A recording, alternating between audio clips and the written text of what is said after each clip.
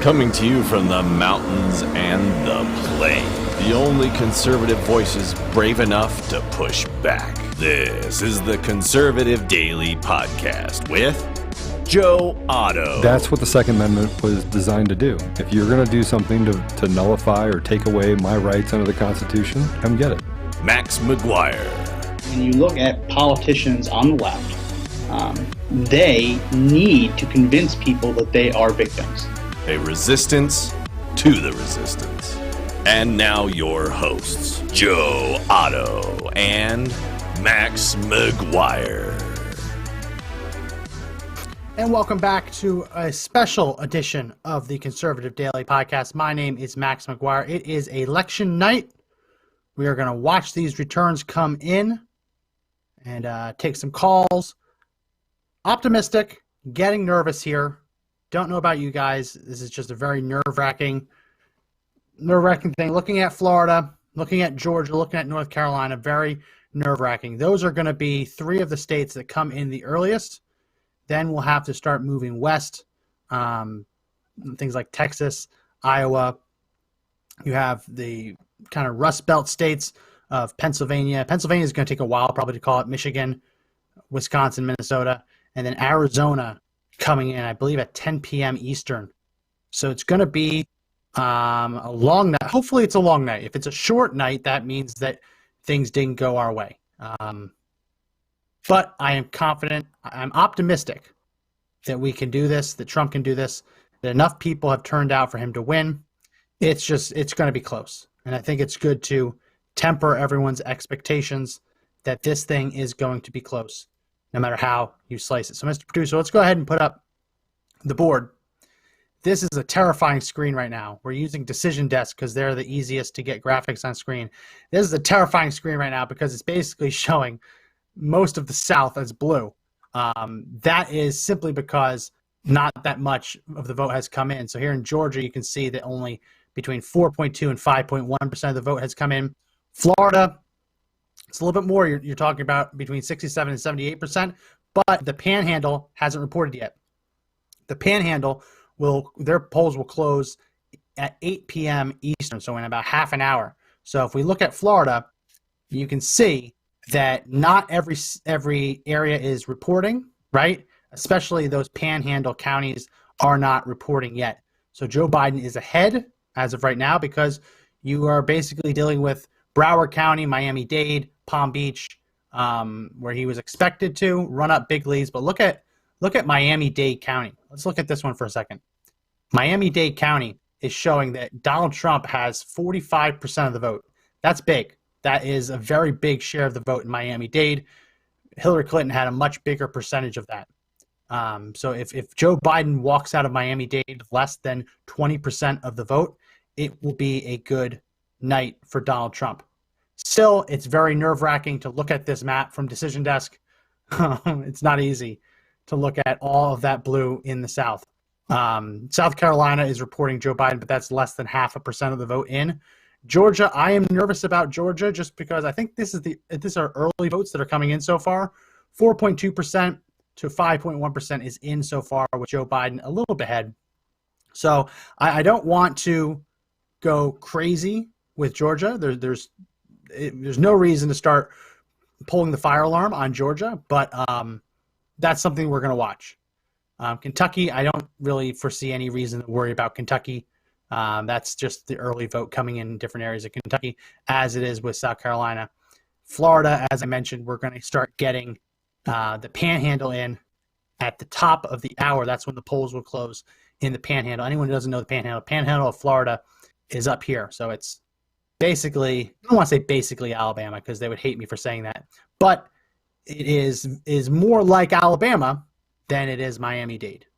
It is reliably Republican than the kind of the southernmost tip of Florida is. So we're going to be watching these results tonight as they come in. We have Fox News' little graphic right below. Actually, I think I should make that a little bit. I was trying to figure out how to. That's good enough. That should be good enough. Oh no, what happened? Here we go. So we have Fox News' graphic there. That's going to change throughout the night. That's going to be different than what you see on the screen. That's the Decision Desk HQ. It's a different website, so it's going to be different reporting. They're going to make different calls. For example, Fox has already called Virginia for Joe Biden, whereas Decision Desk has not made a call yet. So we're going to be looking at everything. It's going to be hard to kind of jump around to all of them, but Decision Desk right now, it is the easiest to use in terms of graphics. All the other ones have ads, have pop-up ads. If they refresh, they reshape the screen. So it's easy to use this, even though right now it is nerve-wracking because there's so much blue on the screen. But again, that is for at least Georgia, South Carolina, and Kentucky because of that early vote. Like you look at Kentucky, Donald Trump is now down only 2,000, less than 2,000 votes in Kentucky, a little bit over 1,200 votes. He's down in Kentucky. So that's going to turn red momentarily, as I expect South Carolina to as well, as soon as they get a couple thousand more votes in. Georgia, we're going to be watching Georgia because that's a big jump. It's still only about 5% in, but that's still something that we're going to need to watch over the course of the night. And then Florida, the biggest prize of the early evening. Florida is pretty much guaranteeing that we will have a result tonight. What's terrifying is that Joe Biden is now ahead, and at least according to Decision Desk, they're estimating 76 to 89% of that vote is in. Now, I want to, let's see, where's, I have so many windows open. Where's my window? Let me find the right window. Here we go. So this is, for what it's worth, this is the New York Times. So the New York Times, their needle is infamous when it comes to what they were doing in 2016. The needle, how it was pro-Trump, pro-Hillary, and then all of a sudden start moving to Trump. They are not doing that nationally anymore. And the reason they're not doing it is because they don't want to predict something, given how many mail-in votes there are going to be. But they are doing the needle for these three states, Florida, Georgia, North Carolina. Take this with a grain of salt. This is the New York Times. Just a couple minutes ago, the New York Times was reporting that Georgia was a coin flip, odds. Right now, they're putting it at more tilting Trump, right?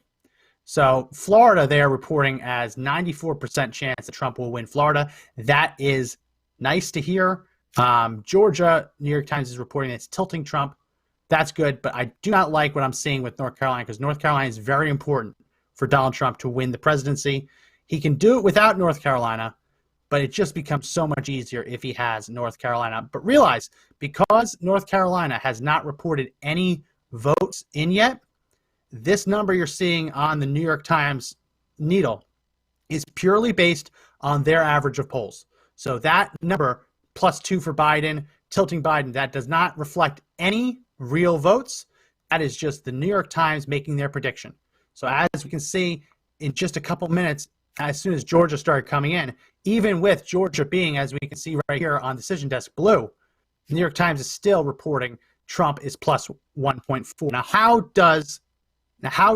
do statisticians do that? How can they look at something and say that Georgia is reporting blue, but we think it's still going to go Trump? What they're going to do over the course of the night is they are going to look and see where the votes have come in and where they have yet to come in. So as an example, one of the reasons that the New York Times can reliably predict that Trump will win Florida is because when you look, as we just talked about, when you look at Florida and you look at where the votes have come in and where they haven't, the votes come in pretty much entire. Miami-Dade's pretty much all in. They're saying 86.2% to 99%. That is because they're keeping in mind extra absentee, extra mail-in ballots, military ballots, and the like. But where votes have not come in is majority of the Panhandle. So the New York Times can look at these results and say, even though they are looking good for Biden right now, as soon as that Panhandle comes in, they anticipate it will swing back towards Trump. So we're going to take these with a grain of salt, especially this North Carolina one, because that is not based on any actual vote totals. Their polls don't close until 20 minutes from now. And I think actually North Carolina isn't going to report for another 45 minutes because there are a couple polling places in North Carolina that opened late. So judges have ordered them to stay open later. And as a result, they will not be reporting the state totals until every single precinct has closed. So that's annoying. That's going to be very aggravating. right? That a couple little rural precincts. But listen, it's important. Every minute counts. If we can get a couple more people in the door to vote, that would be great. Just aggravating the grand scheme of things, because it's gonna make it harder for us, or not hard. It's just gonna take a little bit more time to find out one way or another. So that's the infamous New York Times needles. As I said, predicting Trump will win Florida, as I mentioned, because the panhandle is still out. Georgia leaning towards Trump. I guess they see something. And North Carolina, that isn't actually the result of any votes. That's just them prognosticating based on polling. So we're going to put that aside for a second, right? Let's put that aside. And this is as good a moment as any to remind you guys to please, please, please make sure that you hit that share button. Please make sure you hit the share button. Please make sure you like the video. Please make sure you comment. Please make sure you give us a thumbs up on YouTube, subscribe, and hit the bell for notifications if you haven't already. We're going to try and do this for at least a few hours. I'm hoping it's going to be a good night. This map, again, don't let this map discourage you. Florida still has the panhandle to come in, and Donald Trump is well within striking distance of Joe Biden without the panhandle reporting. Georgia is still very early, and South Carolina, as I mentioned, has less than 0.5% of the vote in. Virginia just flipped to Biden, and Decision Desk has called it for Biden. That's unfortunate. There was some rumblings that Northern Virginia polling places were lightly attended, and that there might be some room for a Trump surge in Virginia. It doesn't look like that's going to happen, at least according to the Decision Desk people at all of these different media outlets, which, again, I don't have a statistics degree to disagree with them, but they have been wrong in the past. We're seeing in Ohio now, we're seeing the early vote coming in. These are early votes from Ohio. Where are these Ohio votes? Okay, so this is pretty much barely anything in Ohio has reported yet. Joe Biden's ahead. Again, don't let these early graphs, these early maps discourage you. It doesn't necessarily mean that Joe Biden's going to win that state. It just means that out of the votes that have already been reported, that's who's leading. So until it is, according to Decision Desk, until it is a solid color, the way Kentucky, West Virginia, and Vermont is, as long as it has that kind of diagonal texture to it,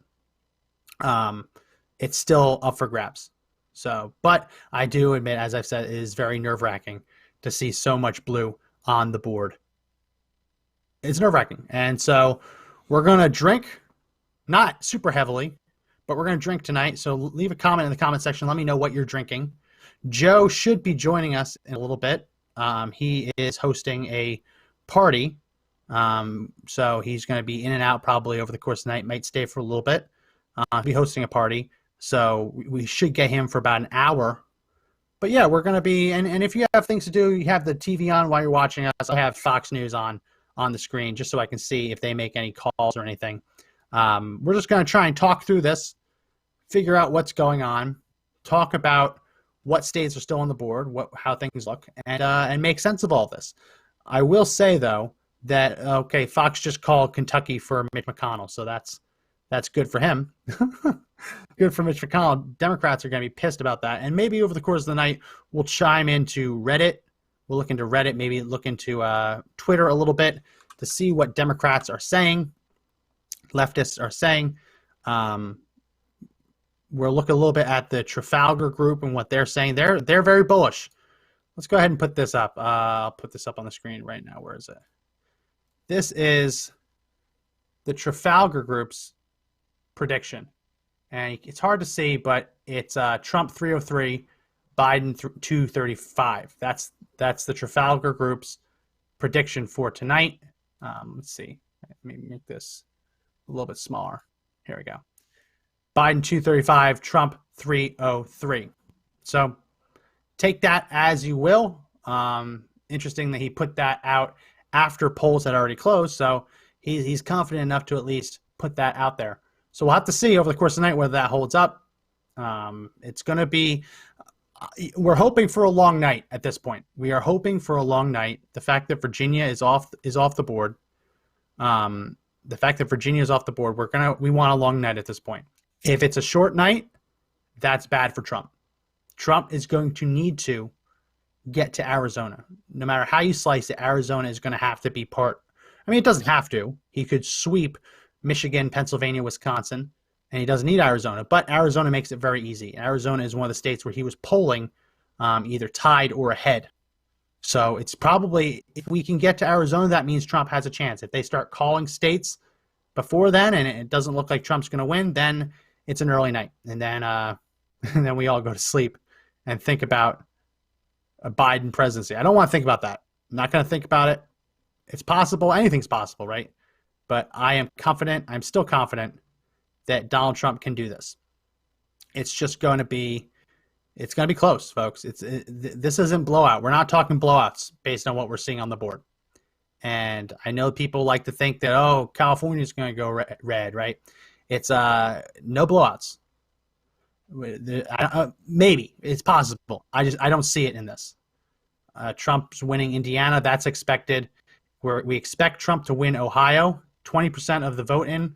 Let's see what is in Ohio already. Okay, yeah, barely anything in Ohio, and you have the major cities in like Cuyahoga County is coming in. So that's why Biden is ahead right now on decision desk, because Cuyahoga County just came in. So nothing too much to worry about with Ohio, but we're gonna watch it. So lots of people saying what people are drinking. Lots of people saying Tito's, whiskey, vodka, lager, Blanton's. That's nice. Blanton's is always nice. It's yeah, I was shocked when Fox called Virginia, because Virginia was they hadn't even reported any votes yet. But they're saying that what they see in Virginia, they don't anticipate that Trump's going to be able to make up ground. Right now, Virginia's showing 10% of the vote in, 2-8. This is what's weird. Trump is leading in Virginia, and this is what happens. Oh, actually, I just clicked West Virginia. Trump is leading in Virginia, but they've called it for Biden. So, okay, this is why they're able to comfortably call it. The reason they're able to comfortably call it is because so many of these rural districts have already come in, and they're not seeing a big enough lead for Trump to outdo some of the bigger cities that are going to come in, such as Lynchburg. Roanoke's not that huge, but especially in Northern Virginia. Fairfax has barely even brought anything in. So if Fairfax and these reliably blue districts are not reporting enough, if they still have a lot of outstanding votes and there isn't enough Trump votes in the rural areas to kind of counteract it, that's how they're able to make those calls. Again, I don't have a statistics degree to refute it, but it's kind of weird how you can see most of the state being red, and yet they've called it for Biden. We'll see, though. They have been wrong about things like that in the past. It's just they have a feeling that the northern parts of Virginia are going to come in heavy blue, and we'll have to see there. So we still have Florida. Florida's still on the board. This is what gets really scary. Donald Trump. Oh, my cat is in here with me. That's it. I'm sorry, Pepe. What's wrong? Oh, I might have to walk away and let her out of the room real quick. Florida, Trump's down 1% according to Decision Desk HQ. But again, as I mentioned, the panhandle is not coming in for another 10 minutes. So if Trump can go into the panhandle only down by 1%, then he is well on his way to winning Florida. And if we can notch that into the Trump column, then we start looking at other states he can pick off. He's going to need to win Georgia. He's going to need to win South Carolina. South Carolina, I don't have any doubts about. Georgia, Democrats are excited about Georgia, which makes me nervous. He's going to need to win North Carolina, 15 electoral votes for North Carolina. If he doesn't win North Carolina, as far as electoral votes, is bigger than Wisconsin, is bigger than Minnesota, is almost as big as Michigan, which has 16 electoral votes. So losing North Carolina would be very, very bad. So we are going to have to wait and see. Oh, there goes my cat. I guess she's okay with staying in here for a little bit. Let's see what's Fox saying. Fox is saying that Biden's won Virginia. We already knew that. I want to take a look at some of. Oh, I don't even know if I want to go to Twitter. Twitter's such a hostile place. Twitter is so unbelievably hostile. So North Carolina is supposed to begin reporting at the top of the hour, but actually I think they've already been supposed to be reporting already, but because some precincts were opened late, no idea why, they are not going to report the state until every precinct is closed. And what that means is that North Carolina is going to come in later than you expect. So that is nerve-wracking, but we live with it. Yeah, Georgia hasn't reported any additional votes in the last 10, 15 minutes. So I'm going to check a couple other websites. Let's check the Associated Press and see what they're saying. So the Associated Press, okay, the Associated Press is updating Georgia faster than Decision Desk. Decision Desk is asleep at the wheel when it comes to Georgia. So let me put this up. So this is, how do I do this? So this is Georgia right here. I go back. Sorry, I didn't practice with this. So they're showing that Georgia, Trump is ahead 179,000 votes to 169,000 votes with 7% reporting. And you start looking at what's already coming in. Parts of Atlanta are coming in. Parts of Athens are coming in. Savannah's coming in. Augusta hasn't. Macon hasn't. So that's where you start seeing if Trump is ahead and these major cities are already coming in and there's a lot of rural counties left, that's when you start becoming in a position to call Georgia. So I'm not sure why Decision Desk isn't updating Georgia. Again, we chose Decision Desk as our graphic because and now North Carolina started. Okay, don't fret. North Carolina is blue because a total of 226 votes have been tallied, and Joe Biden has 122 of them. So don't fret. This graphic looks terrifying because of how few votes are in North Carolina, South Carolina, Georgia, and Florida. Florida, we're waiting for the panhandle. So let me refresh it and see if that helps. We do have a phone line open tonight. Phone lines, I assume that phone line would be either celebratory or consolation. Maggie just wrote, Florida is blue. No, Florida is not blue yet. Florida is blue because the state hasn't closed all of its precincts and counties in the Western Panhandle. The Western Panhandle closes in 6 minutes. That is a very, very red area of the state. We'll go back into it. People are freaking out about Florida. So you have this Panhandle up here. That's what you're looking at. That is technically Central Time. I think it's technically Central Time Zone.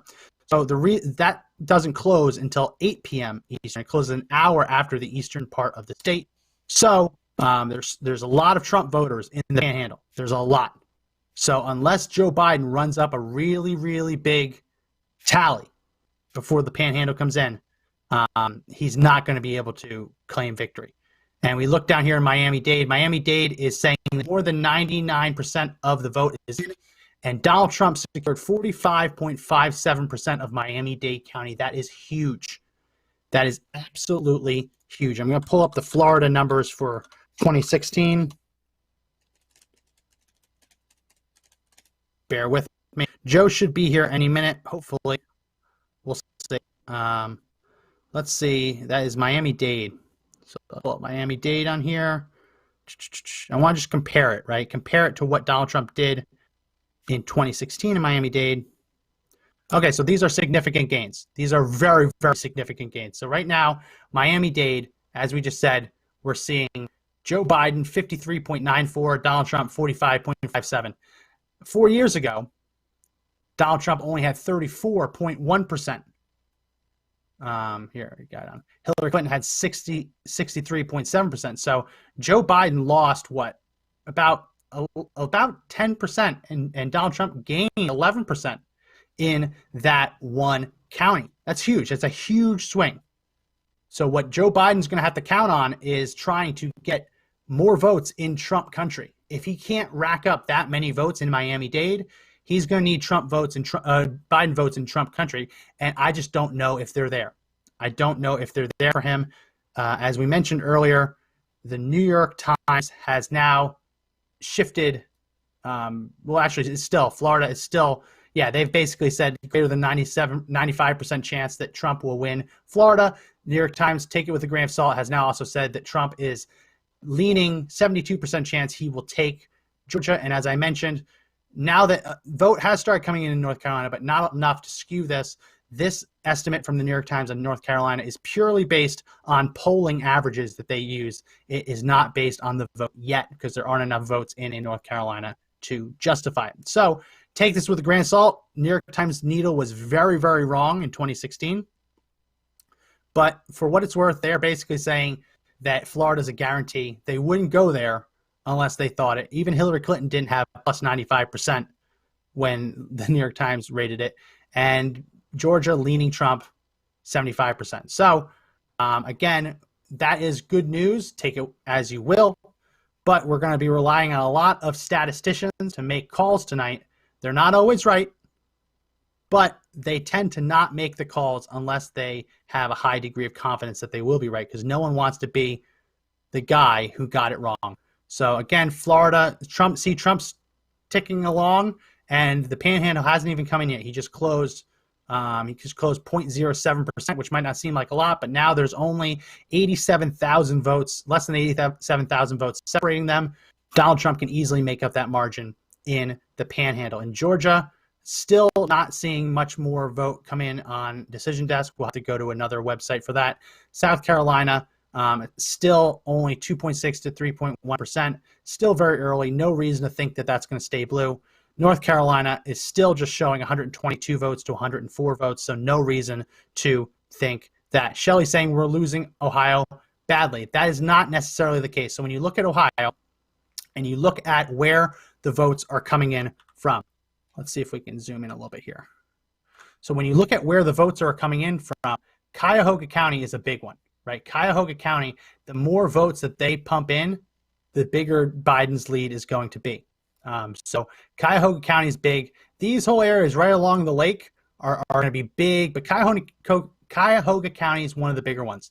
So as you see these blue cities starting to come in, and you see most of the interior of the state not reporting yet, doesn't necessarily mean, it doesn't mean that Donald Trump's going to win it. There's no guarantees here, right? But it doesn't mean that it's going to stay, and it doesn't mean we're getting killed in Ohio either. So I understand that this is nerve-wracking seeing this much blue on the board, but this is just preliminary. They aren't doing projections here. They're just doing raw vote totals. So we look at New Hampshire. Joe Biden's leading New Hampshire, 40,000 votes to 28,000 votes. That's something I believe that Trafalgar had predicted could go Trump. And pull it up again.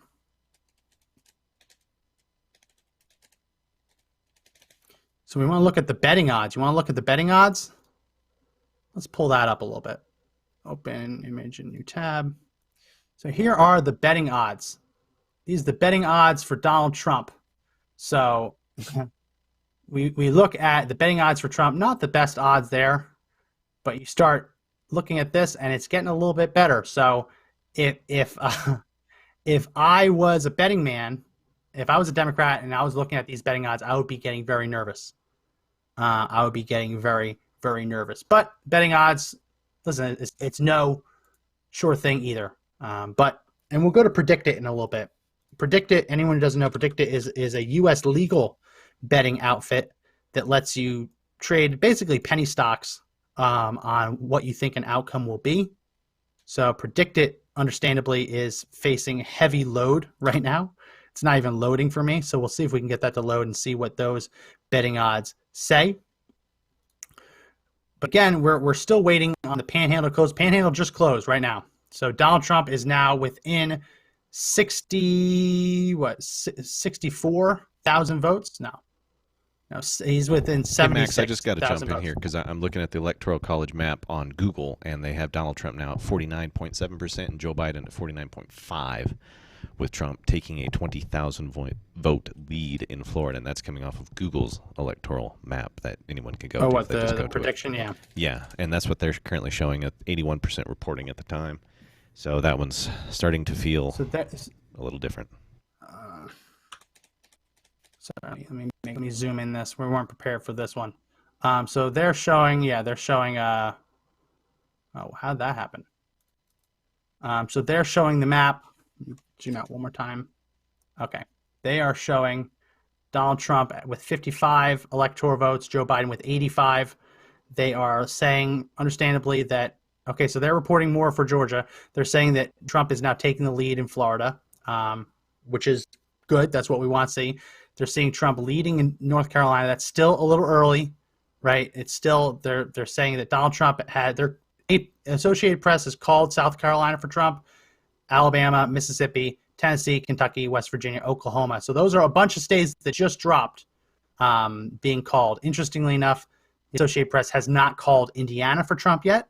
So we'll have to wait and see. No surprise, pretty much all of these states have now been called for Biden. And apparently the first results are coming in from Texas. And wow, that is a big jump in first results. But realize those are the early vote totals. Gary's saying, you don't play Fairmax, you are drinking so you can stay somewhat calm. My Pepsi just isn't doing it for me. Listen, I'm not calm. I am not calm by any means. But we kind of expect New Hampshire would be nice if Trump could win, because Trump only lost by a couple thousand votes in 2016. But we expect all of these, with the exception of New Hampshire, to be reliably blue. So that is not all that surprising. Nice that South Carolina was called. Let's see if they've called it for Lindsey Graham. They have not. So they've not called it for Lindsey Graham, but they say Lindsey Graham is ahead 58,932 votes to 54,407 votes. So if they've called it for Trump, I'd be very interested to see Donald Trump win South Carolina and Lindsey Graham lose it. That would be interesting to me.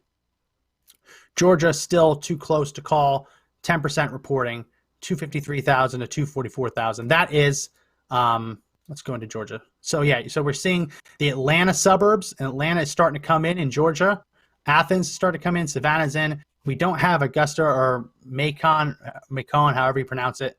But we also don't have all these rural areas of Georgia either. So it doesn't necessarily mean that Georgia is lost. It just means at this moment, Joe Biden's ahead with 10% of the votes tallied. And now that they're reporting more of the early votes, Joe Biden has taken a lead in Texas. Don't let that discourage you. We expected Joe Biden to take a lead in early voting because Democrats had turned out so many people in Texas. Really interesting thing about Texas, there was a Zach Robinson says hunting those rhinos. Oh, in South Carolina. Yeah, that makes sense. Listen, Lindsey Graham is he did what he needed to do for the Supreme Court, but I don't trust him one bit. And if it was a primary, I'd be supporting whoever was running against him. But in the general election, we need him. Okay, so Zane says Macon sounds like bacon. Okay, I won't make that mistake again. North Carolina, 1% reporting Donald Trump ahead of Joe Biden. South Carolina, they've already called it for him, so we can stop talking about that. Georgia still has nothing changed. Florida, the panhandle has now closed, and Donald Trump is ahead. So that's what we were talking about. Let's go back to the Decision Desk. Yeah, so Decision Desk has now shifted Florida into the red column, which is good to see.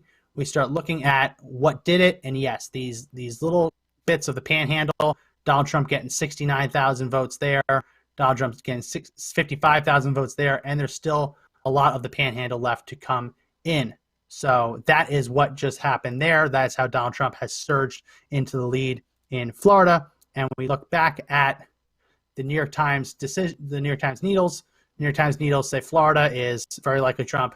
They've now made Georgia more leaning Trump. If you remember a second ago, it was 75%. It's now 78%.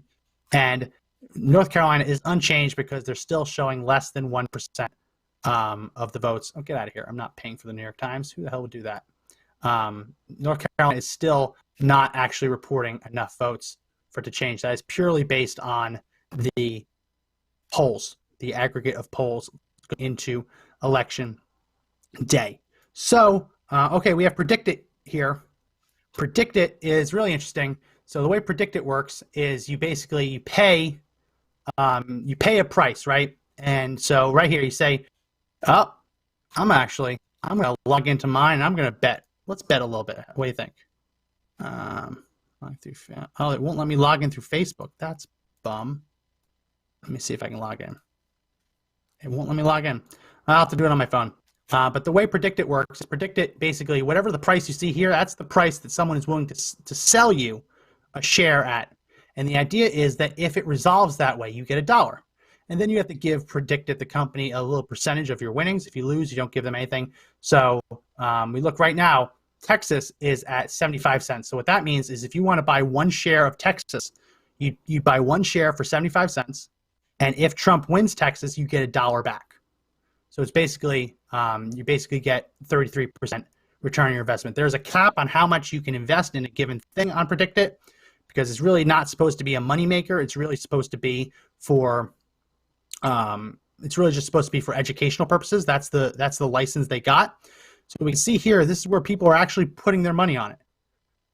People are, oh, Zach says the inverted price is already changing. What inverted price?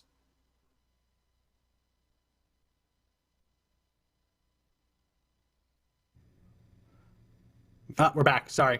I just accidentally refreshed. Yeah, just Max, we lost you for a second. I was about to jump in. Hey, I'm looking at the Virginia map on Fox is still showing a strong Donald Trump lead with a ton of red in there. I don't understand what they've got going on.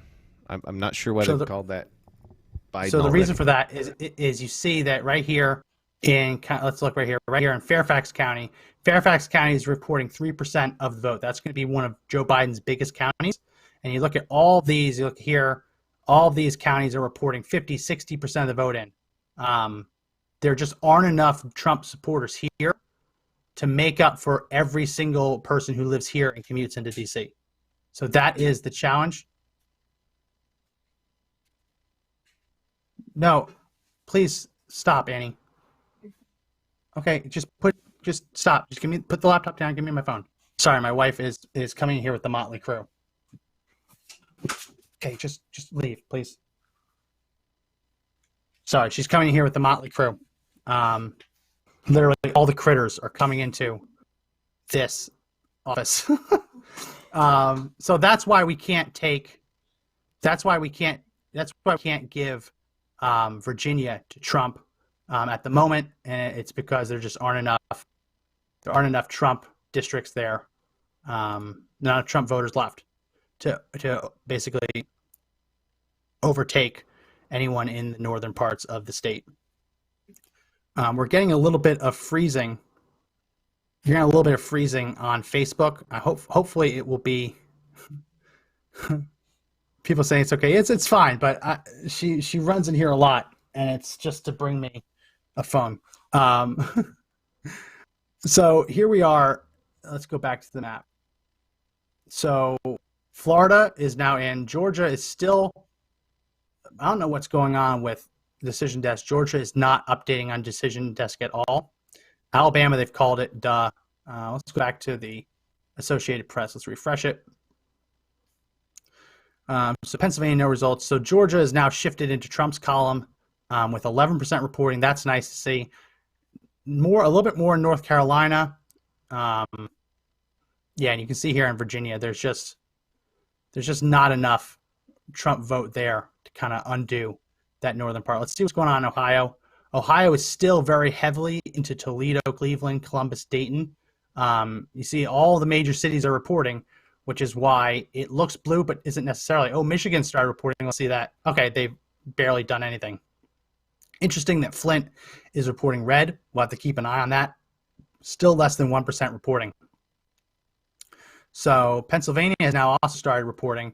Pittsburgh. Okay, Pittsburgh started reporting. We anticipate Pittsburgh to be blue, but not by as big of a margin as Joe Biden would have liked it.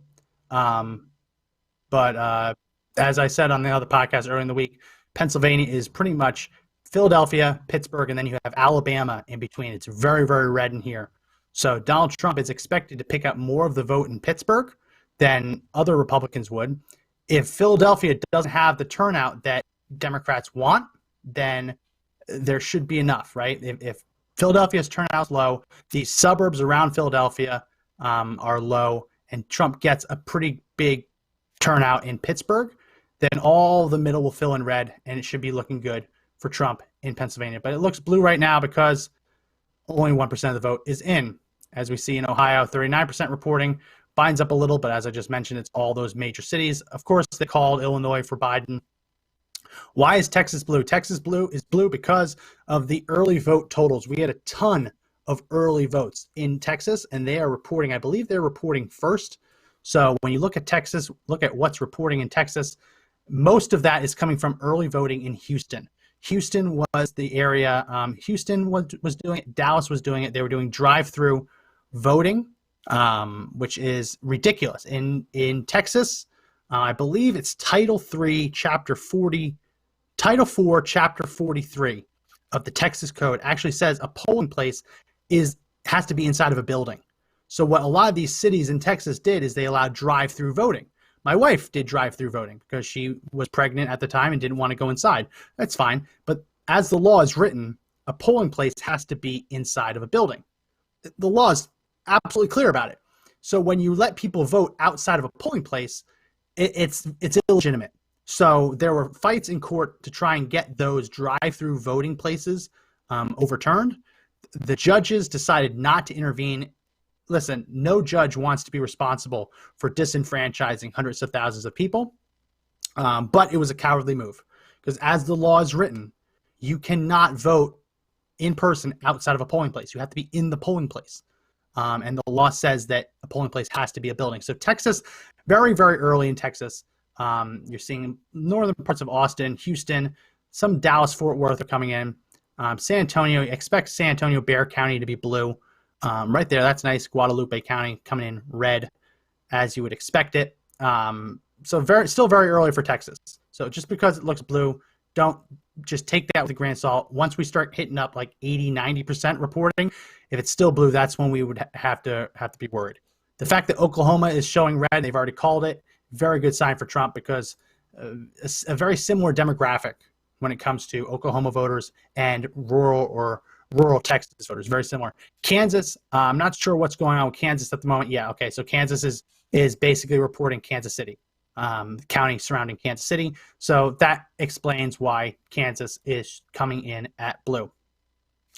Anything change in? Nope, Michigan's still 1%. Ohio's 42%.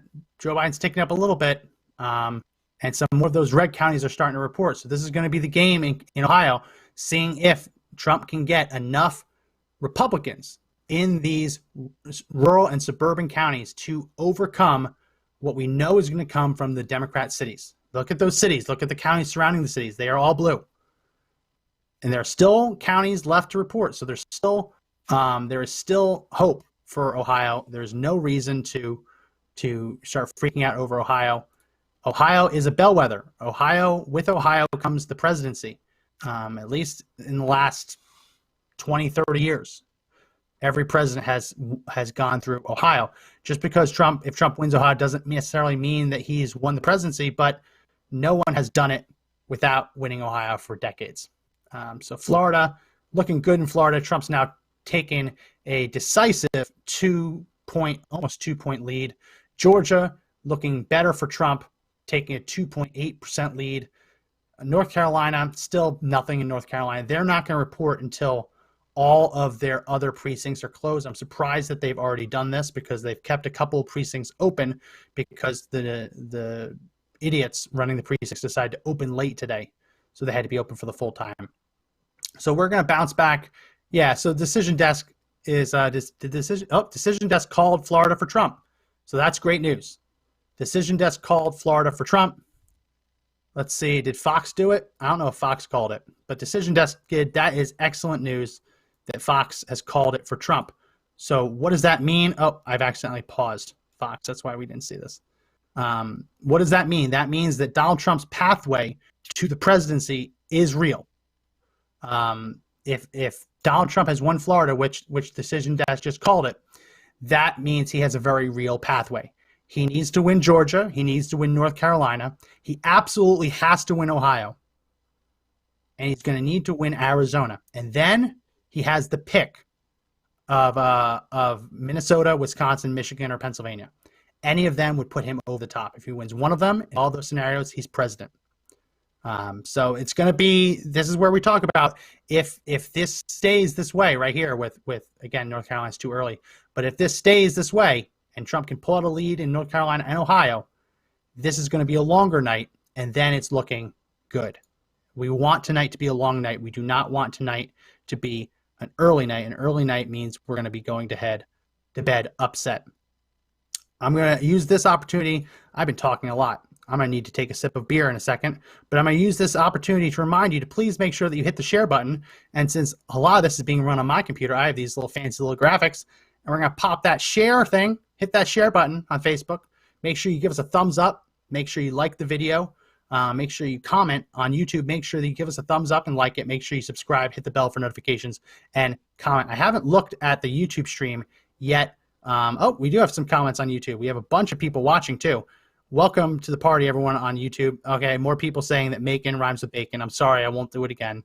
Fox News sucks. Fox News does suck. I think we can all agree with that. Fox News, I don't know what's happening with Fox News. I think Fox News is kind of hedging their bet that Donald Trump's going to lose, and they want to emerge in a post-Trump world where they are not seen as a pro-Trump pro-Trump outlet. So yes, Fox is saying that Florida's too early. The Associated Press. Did the Associated Press just uncall? Yeah, they uncalled it. That's interesting. Oh, no, sorry. Decision Desk is the one that called it. Decision Desk called it for Trump. Now, technically, Decision Desk is one of the approved callers for, I believe, Facebook or Twitter. So I think on Twitter, you can now say Trump won Florida, and Twitter, according to their own rules, will not censor you for it. So anyone who wants to test it, go for it. I'm going to take a real quick sip because I've been talking for what feels like 46 Dory minutes. Max, I'll take over for a few moments here. I just want to point out that my like and subscribe is actually much better than yours because it's a little more animated there. And oh, there we go. Oh, I like that. Oh. And So where has that been for the last 190 episodes of our podcast? it was sitting over in one of my files here, and now that you mentioned it, I was like, you know what? Maybe we should have one of those for Maximus because you probably like one of those. Don't flex if we've never used it on our podcast. No, ever. we have now. I'm flexing totally now. I don't care, man. No. This is good stuff. I'm gonna play that so much it's gonna annoy you. It's fantastic. That's a bad time to flex.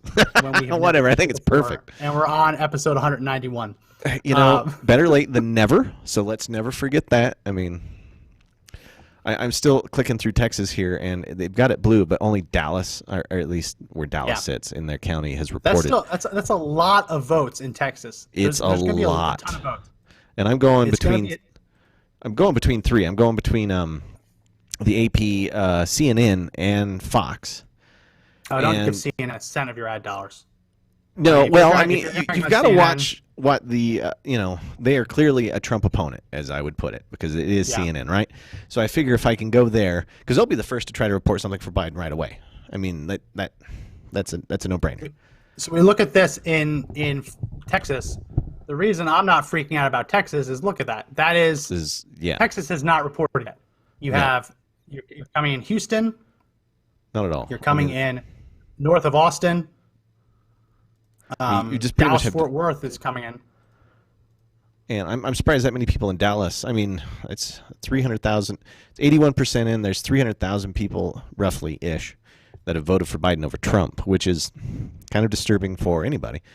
But I think when the rest of the state starts chiming in, it's going to be really, really red, really, really fast. Yeah.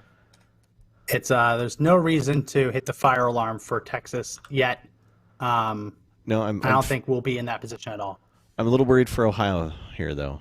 Looking at it, I'm not because when you look at Ohio, okay, more of these are starting to come in, but they're Ohio's going to be rough. It's going to be a fight. Be much closer. Ohio. We need to win Ohio, so let's look at this. Okay, so it's about a 300,000 vote margin according to Fox. And I'm looking at Pennsylvania, and that one's starting to. I don't feel good about Pennsylvania. So this is what's going to happen in Pennsylvania. Pennsylvania, you're going to get Pittsburgh. You're going to get Philadelphia. They've started reporting. So the fact that Pittsburgh and Philadelphia are reporting, you expect that, right? Again, that's where Democrats expect to run up their vote totals as much as possible. The question is, can Donald Trump take enough of the votes out of Philadelphia and Pittsburgh to give the center of the state a chance to make up the difference? The Trump campaign's confident that they can. That's ultimately the game, right? Mm-hmm. Let's go into the decision desk. Decision Desk should be able to tell us. People asking if Joe is drinking, that's probably why he isn't here yet.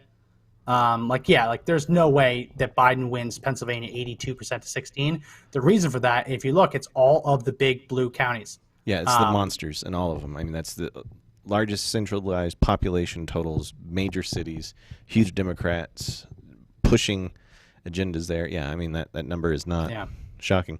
Although Fox has got it's pink in Michigan right now with what I see 4 counties in with less than 1%, and that's looking very interesting.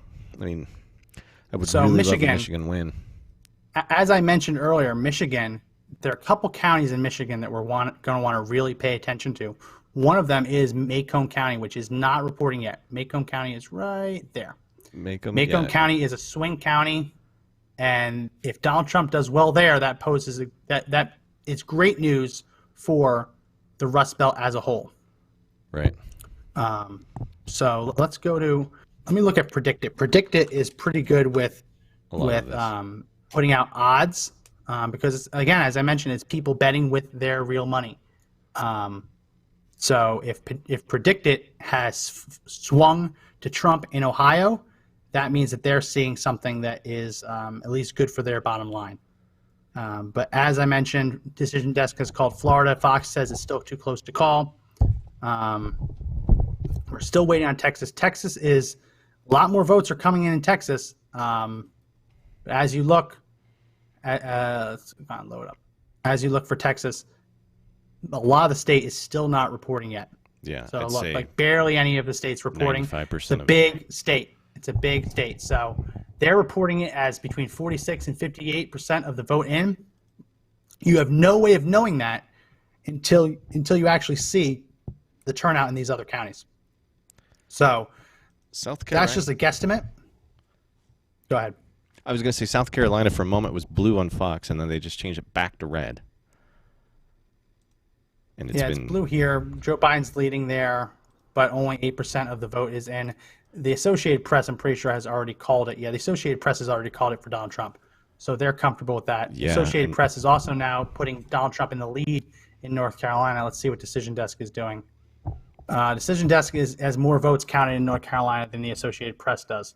And Decision Desk has Biden leading in North Carolina now. But as you see, the districts that are coming in big in North Carolina so far are all around the cities. You see, this county orange is showing 77 to 87% in. You go to Durham. Durham is showing 85 to 97%. Wake, 82 to 93. Right? You start going through all these counties that are Biden counties, and if it gets to the point where they have already turned in all of their votes and it's still within striking distance of Trump, he still has a chance. Absolutely. You know, I just feel so.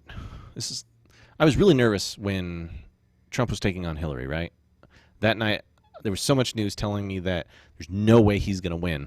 I just went to bed that night thinking that Hillary Clinton was going to be the president the next day. And when I woke up, it blew my mind. So, until we hit like midnight, double zeros on the game clock, as it were, we can't make any sort of assumptions on any of this. You can't. People saying that Macomb is Macomb. I've heard it Macomb for years. So if it's Macomb, let's look this up. I don't think it is. I've heard it literally Macomb County for years. Let's find it. Where are you? Macomb. Is it Macomb? Is it really Macomb?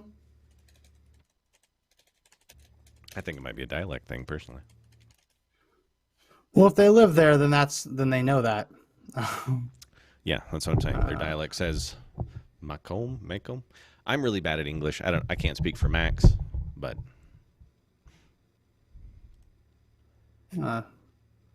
Wikipedia does not have a pronunciation guide.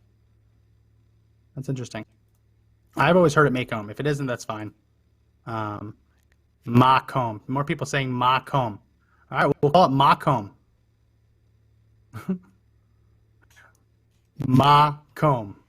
Okay. It's my comb. It's like whose comb is it? It's Macomb.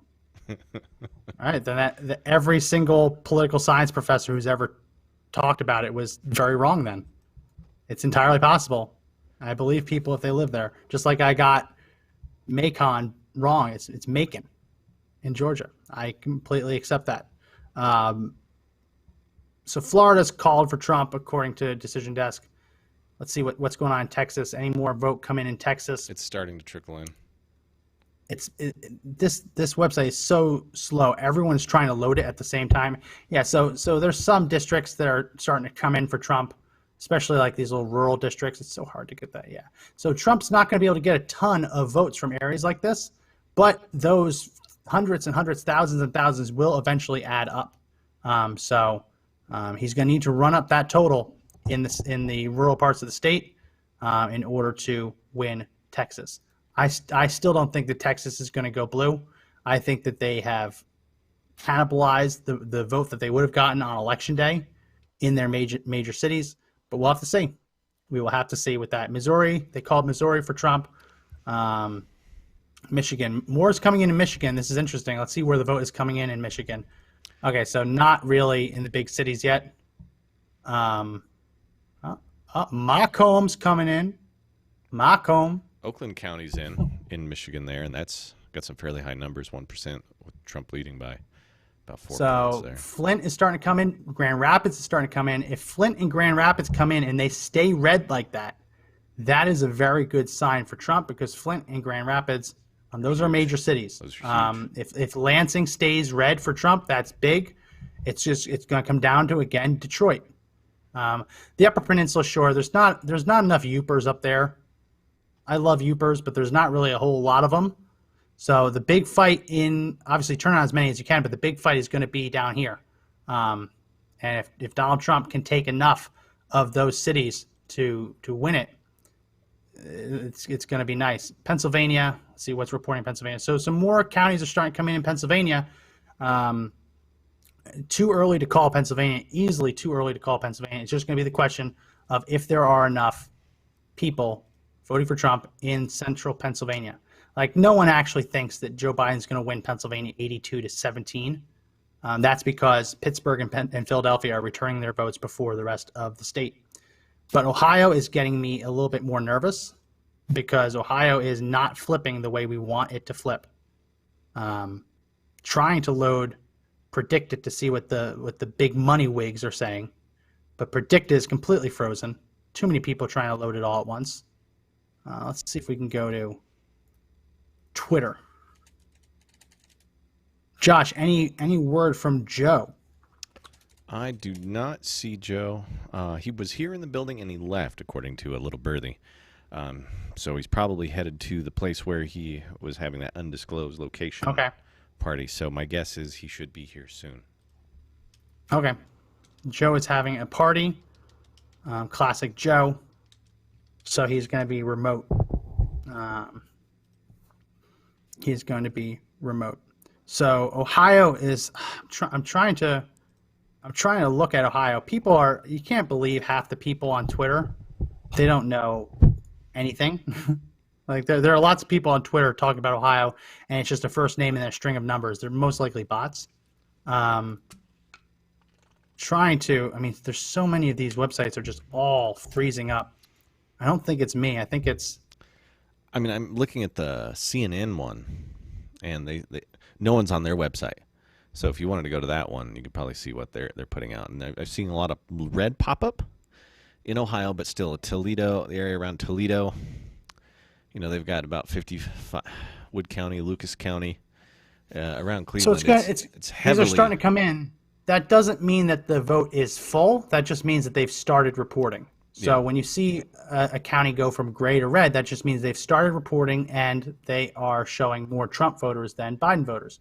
The real question is going to be, is it enough to take the state? So we start looking here. Because in Franklin County and Cuyahoga County, there's a huge disparity in Biden's favor. Yeah. Yeah. Oh, we expect that. We expect that to happen up there. We're hoping that Trump can do a little bit better than 24% in Cuyahoga County. He needs those votes. But remember, that was where Kamala Harris was illegally campaigning next to a polling place in Cuyahoga County. So the Biden campaign did throw money in there towards the end, trying to whip up the vote in Ohio. Biden was there on the last day of campaigning. Actually, today was his last day of campaigning. He kind of broke tradition and decided to campaign on Election Day, which is something you're really not supposed to do. People in the comments saying they hate seeing Texas blue. Yeah, that Texas lead is starting to get a little bit uncomfortably high for Democrats, but it is not there. That's a lot of votes. Like Democrats are putting up a lot of votes in Texas, but when you look at that state, it is still there's still not a whole lot of there's a lot of the state left to come in. Very few counties. They're basically the major cities in Texas, especially Houston, parts of Austin, Dallas, Fort Worth. They're starting to come in big. Now you just saw more states just start reporting more counties just start reporting in Texas. So we'll watch that. I don't like seeing it blue. I pray that Texas doesn't go blue. If Texas goes blue, it's over. I'm screwed royally.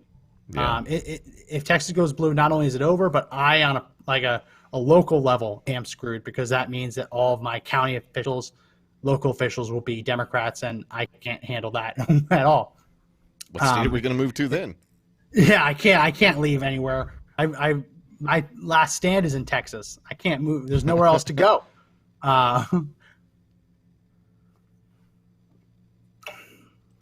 So I don't think Texas will go blue. There's still a lot of the state left to come in, but Donald Trump's going to need to start picking up the pace in Texas. What's nice to see is out of all this, Joe Jorgensen, the Libertarian, right now, according to Decision Desk, is only pulling in 65,000 votes. That was something I was worried about, because in a close race, if Texas ended up being close, taking a couple percent for the okay, so here, look. So we look at Decision Desk. Decision Desk is reporting it 3.2 million for Biden, 2.8 million for Trump. And when you go to Associated Press is reporting it as 3 million Biden, 2.9 million Trump. So there's a disparity there. I'm not sure. Like, Associated Press has Trump higher, Biden lower than this one. So I don't know how you get there, but apparently the Associated Press found a way to do it. Northern Texas is starting to come in. That's where you're expecting to see mostly Trump votes, because they don't like when you say it, but they're very, very similar demographic to Oklahoma. They don't consider themselves Oklahomans, and that's fine. But it's a very similar demographic to Oklahoma. We don't have county. The Associated Press isn't giving us counties. So that's Texas. We'll have to wait and see on Texas. Florida's looking very good. Still, Trump's taking a pretty solid lead in Florida. Maine has started reporting, it's nothing. Let's look at New Hampshire. New Hampshire is still only reporting 6%. DC, as soon as DC reports, it's going to be over. Trump maintaining this lead in Michigan. This is where it's starting to get a little interesting. Let's go into Decision Desk and see if they have better county numbers in Michigan. Maggie says, what interactive map are we using? We're using Decision Desk, Decision Desk HQ, and then we're jumping to the Associated Press as they publish on Google. Those are two of the ones. We looked at Politico, we looked at CNN, MSNBC, Fox News. The problem was that the way their maps worked, it wasn't very conducive for us to use it for our purposes. It kept getting resized or refreshed, or there were ads on it. So we look here, the Decision Desk is a little bit lagging behind Associated Press, but they're still showing Macomb, Donald Trump leading, but only with 0.3% of that vote. Again, if he finds a way to do really well around Flint, let's see, it's so hard to do. Yeah, Genesee County is looking good for Trump. It's gonna be close. I mean, Michigan's gonna be close. How weird would it be if Trump was to lose Ohio but pick up Michigan? That's where it doesn't make a whole lot of sense. If Trump was to lose Ohio but pick up Michigan, I'd have more questions than answers. Ohio is very important. Ohio is very important, and right now Trump's trailing 12%. You do not want to see Trump down 12% this far into the ballots being counted. Pennsylvania, 5 to 6% in. And again, the reason Trump's down that much is because it's Pittsburgh and Philadelphia reporting, majority of that being Philadelphia. Predicted is down still. I'm trying to get on there. Let's see what Twitter's saying.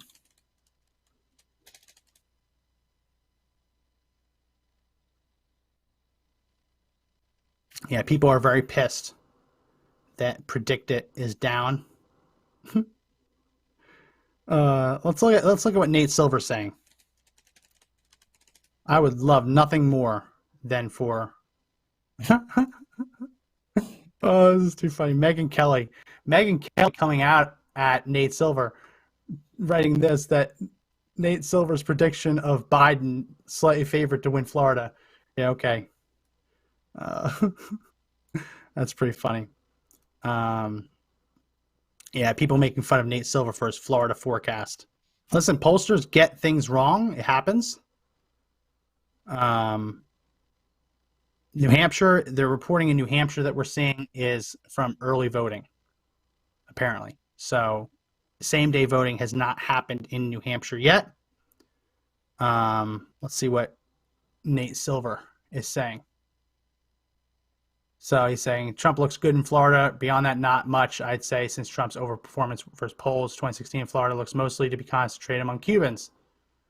So basically he's saying that Trump won in Florida because of Cubans and not because of anything else.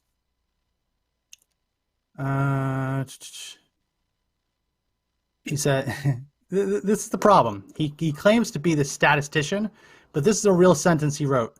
Like, I think the Midwest sort of looks decent for Biden.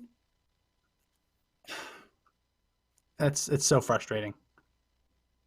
It's so frustrating.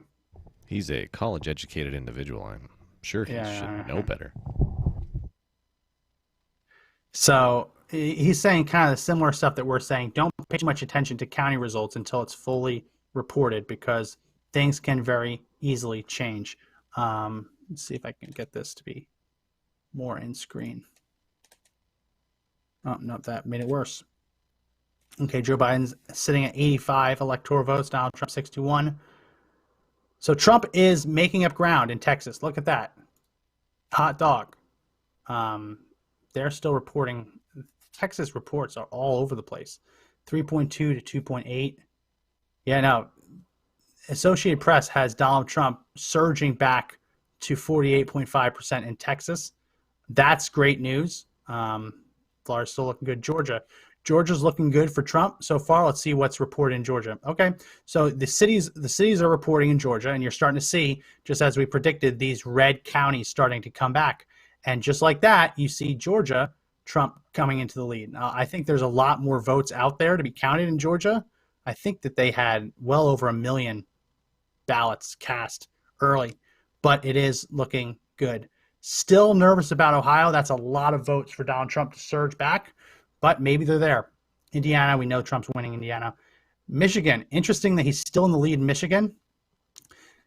Detroit is now starting to come in red.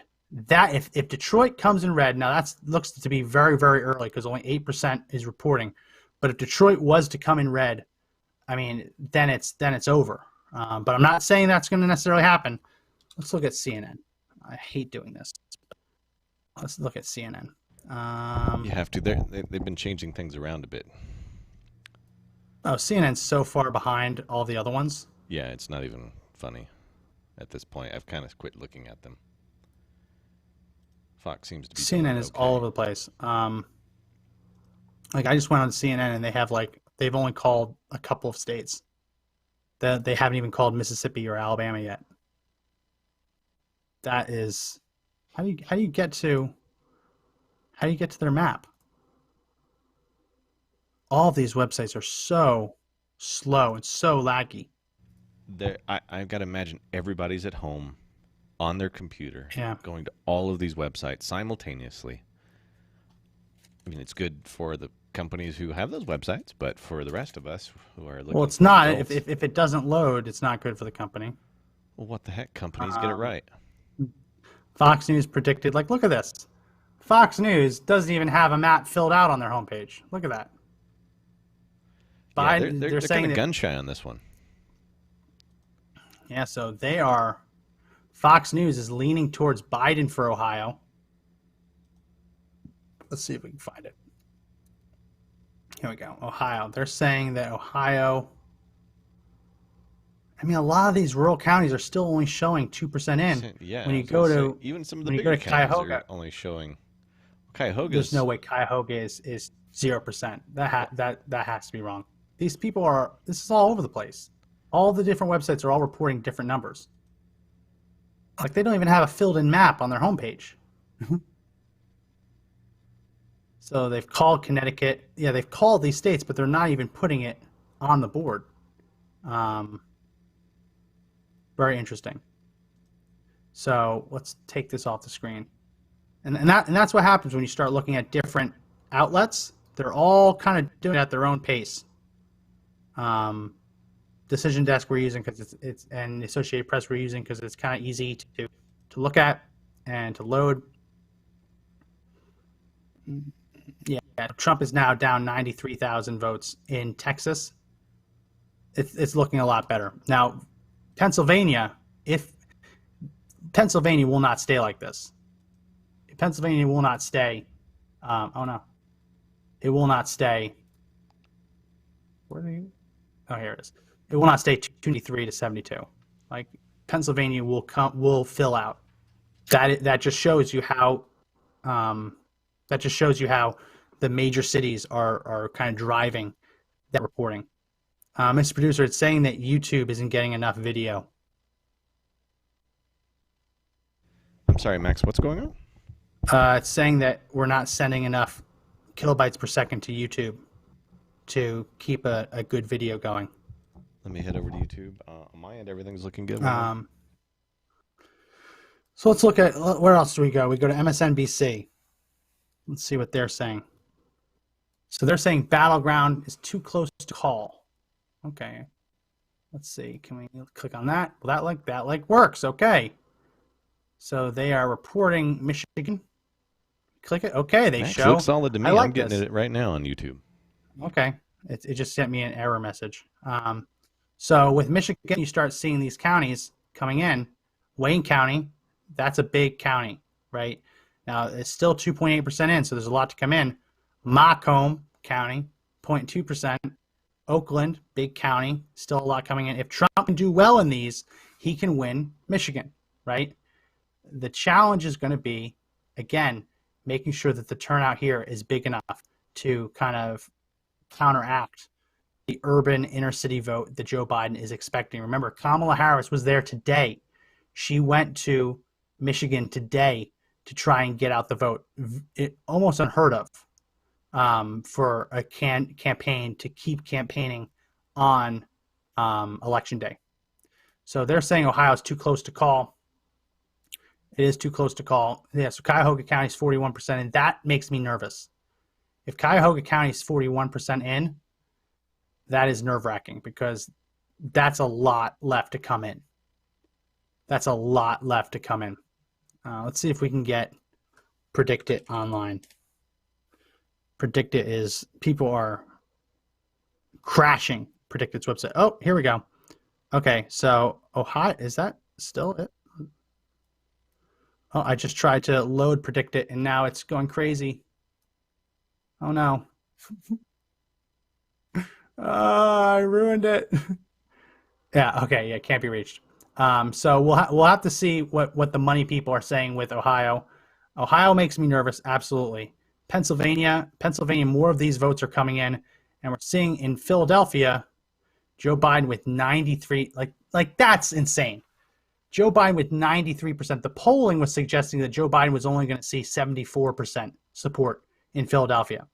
And that's where you start really, I don't like saying it, but that's where you really start talking about fraud, where you see GOP poll watchers being kicked out of polling places, when you see polling places being plastered with Biden signs telling people to vote for Biden. This is the kind of stuff that you really don't want to see. Pittsburgh's county, Allegheny County, is now going for red for Trump. So, listen, we know a lot of votes are going to be coming in Philadelphia. We know that. It's just a question of whether we can get enough in the center. And listen, Trump is going to need to do very, very well in these rural districts. Oh, now I'm being told that it's not Macomb, it's Macomb. Jesus, all you people You told me two different things.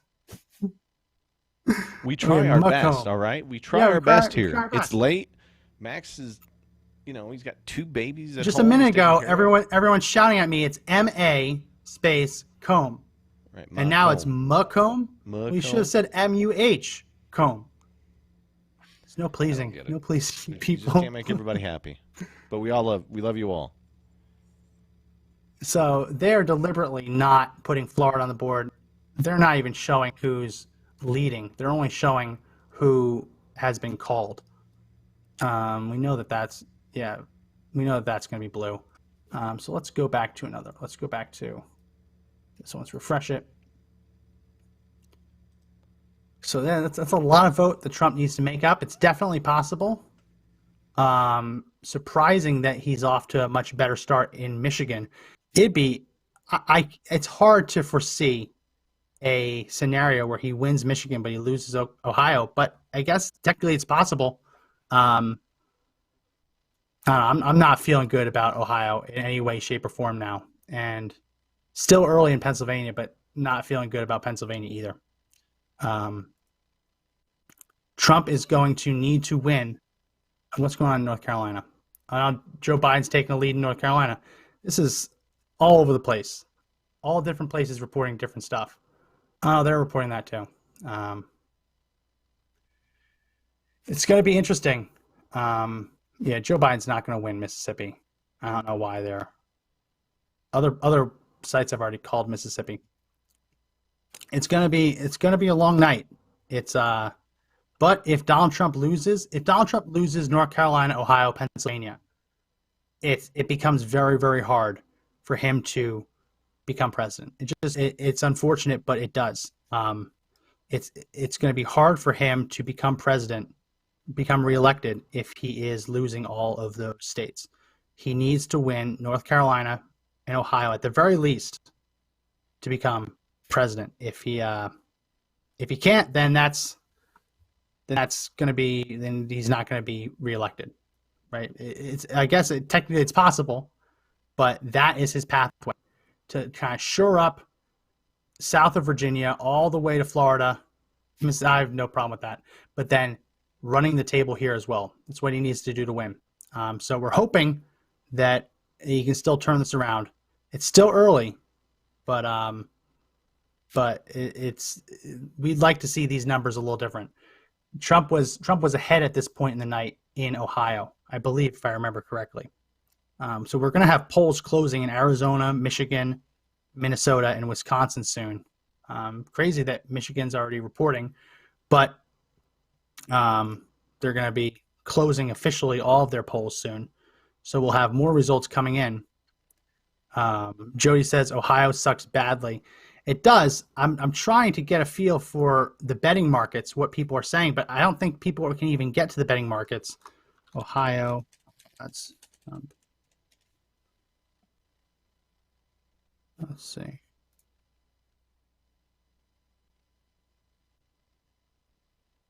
So, yeah, no, I can't even access any of the betting markets right now. They're all just completely frozen up. That's incredible. That is incredible. So Kansas showing blue, not really concerned all that much there. Yeah, it's mainly coming in from Johnson County, which is Kansas City. So a suburb of Kansas City. So not all that concerned about Kansas. But we got to start we got to start flipping Ohio, and we got to start surging in Pennsylvania if we're going to have any shot. Pennsylvania's still early, but we're going to need to start surging in Ohio. We can't count on this to hold in Michigan, though that is a nice number. Once Detroit starts coming in with all of their inner city votes, I imagine that's going to tighten up a lot. North Carolina, listen, we're not in the 11th hour, but we're in the 9th or 10th hour in North Carolina. And North Carolina is that state that says they're going to wait 9 days. They're going to wait 9 days for ballots to come in North Carolina. So if Joe Biden is ahead at the end of tonight, his lead is only probably going to keep getting bigger because they're going to keep letting people vote after Election Day. That's where it gets really crazy. The law says that it counts as you voting when you turn your ballot in. But these judges have stated in Pennsylvania and North Carolina that the act of putting in the mail is good enough to initiate that voting process, and they have to let you keep. They have to give you extra time, which I've said on the podcast before. If I'm driving to a polling place and my car breaks down and I show up a couple minutes late, polling place is closed, I don't get to vote. Listen, stuff happens, right? Sometimes things happen, you don't get to vote. If you are relying on the postal service to get your vote there, well, sometimes stuff happens. Maybe you should have sent it in a little bit earlier. Maybe you should have hand delivered it. There's lots of things you could have done. This idea that people who vote by mail are going to get extra days to cast their ballot is absurd to me. Georgia's looking a lot better for Trump now. North Carolina, North Carolina is starting to make me nervous. Listen, we need North Carolina and Ohio. Missouri's barely anything. Kansas, still it's mainly Kansas City coming in. Texas is now that lead. Joe Biden's lead has started to creep up there a little bit, 3.6 million to 3.4 million for Donald Trump.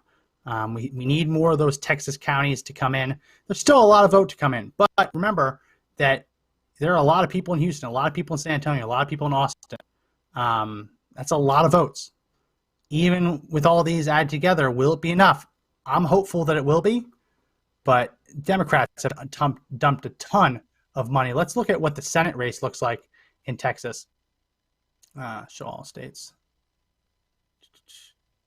So this is where it gets weird. John Cornyn is winning in Texas. So if John Cornyn is winning in Texas, but Donald Trump is losing, this is what really gets me. If Donald Trump is losing in Texas, but Cornyn is winning, that tells me that two things happened. Either people voted for Trump and then didn't vote at all for the Senate, the second race on the ballot, or Republicans turned on Trump and voted for Biden. If that's the case, I don't know how we come back from that, not just as a country, as a party. I don't know how we can come back as a Republican Party if there's a significant portion of the party that would actually vote against an incumbent president. Like, how can you say you're a Republican? How can you say that you're a Republican and vote for a Democrat? I mean, the difference has never been more stark. We're not talking about even 8 years ago, moderate Democrats existed. 4 years ago, moderate Democrats existed. There really aren't any left in the United States Senate or really in the party leadership at all. Like, remember when Tulsi Gabbard was higher up in the DNC? She got kicked out because she was supporting Bernie Sanders, and she was the moderate voice, right? So there really aren't a lot of moderate Democrats left. Their party has gone so far to the left. I don't understand how anyone can call themselves a conservative and vote for things like third trimester abortion, semi-automatic gun bans, locking down the economy, raising people's taxes. It just seems bizarre. It seems bizarre to me. And I anticipate that there are going to be people, I mean, these were the Never Trumpers of 2016. There are going to be people who try and weasel their way back into the party. If Texas goes blue because Republicans didn't vote for Trump, we have a really big problem here. Now, if it's because a bunch of Democrats turned out and they voted for Biden and didn't vote for a Senate, that's also possible too. But there's still a lot of vote left in Texas. There still is. 55% reporting. That's more than enough time for Donald Trump to make up 2.4%. But he's got to start doing it. Okay, PredictIt just went up. So let's see if we can go to their homepage. It won't work. Let's see. Texas is presidential. Will it load? No, it won't. They've really crapped the bed. PredictIt. I feel bad. So North Carolina's starting to get a little bit closer. They still have Biden up 4.9%. That's a big lead for Biden. Yes, it's 6% in Decision Desk. Let's see which ones. Okay, Decision Desk is lagging a little bit behind. So Trump's making up a little bit of ground in North Carolina. But Ohio is not closing. He's not closing in Ohio. He's 300,000 votes down in Ohio. and all these counties are starting to report. That is bad news. That is definitely bad news for Ohio. So let's look at Ohio. Pull up the 2016 results for Ohio. See if we can put these up. Let's find. Let's try this. Where is the map? How do you not have a map? So these are the differences. So let's put this over here, put this over here. That's the differences. So the differences we're seeing in Ohio right now is you're seeing a couple more counties going for Biden, especially in northern Ohio, than we're going for Clinton before. That's the difference. If that holds, then Trump will not win Ohio. Like if Lorain County stays with Biden, what happened there? I guess it refreshed. If all of these counties stay with Biden, with Erie County, there's not a ton of votes there, right? But Lake County, if Lake County stays with Biden, I mean, that's where that lead starts to come from. And we look in Cuyahoga County, Hillary Clinton had 384,000 votes. Let's go into here. Let's see what Cuyahoga County is doing right now. So, okay, so it's still early, right? Joe Biden is showing 230,000 votes, Donald Trump 75,000 votes. Over here, there's still time, right? There's still time for it to make up a little bit of ground, but these other counties, these other northern Ohio counties are starting to get a little concerning because they're putting majority of the vote. Like this one's showing between 58 and 68% reporting. Trump's going to have to make up some ground. The question is, are there votes left to do it? I'm hopeful that there are, but listen, if it's not in the cards, it's not in the cards. I just don't know how Trump can be winning in Michigan and losing in Ohio. So we see that Wayne County has flipped now to be Biden. We kind of expected that. Wayne County barely has any of the vote in, 8.7%. We kind of expected that to happen. The challenge is going to be, and we always knew this, is there enough Trump? Is Trump going to turn out his people? Democrats banked their votes in early voting. We knew that. We knew that they were going to bank their early votes. The question is, did Trump turn enough people out? And this is one of the biggest challenges. Okay, we're lagging. We're starting to lag a ton. Mr. Producer, can you hear me? Oh, we lost Mr. Producer. I can hear you. I'm just cutting out the buttons. Yeah, so we just lost our YouTube feed. Oh, YouTube feed's lost. Maybe it's coming back. I'm still watching it live on my end. Oh, so that's good. It's just really laggy for me. Yeah, and then I'm also seeing us on Facebook still going to. I'm just gonna. So it's still possible for Trump to win this thing. Listen, but he needs to mount a comeback in Ohio, and I wish I could get to predict it and see what the money markets are saying, because just a little bit ago, PredictIt was predicting a Donald Trump win in Ohio, and the fact that so he's making up a little bit of ground in Texas, 200,000 votes down.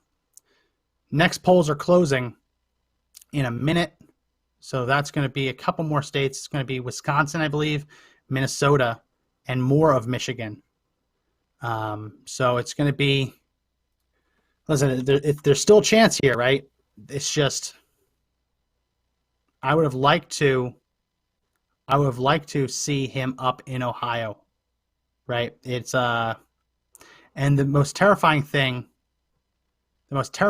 for me is the idea that Joe Biden might think of this as a mandate election. What does a mandate election mean? A mandate election would mean that he had so much support that he believes he can do whatever the hell he wants.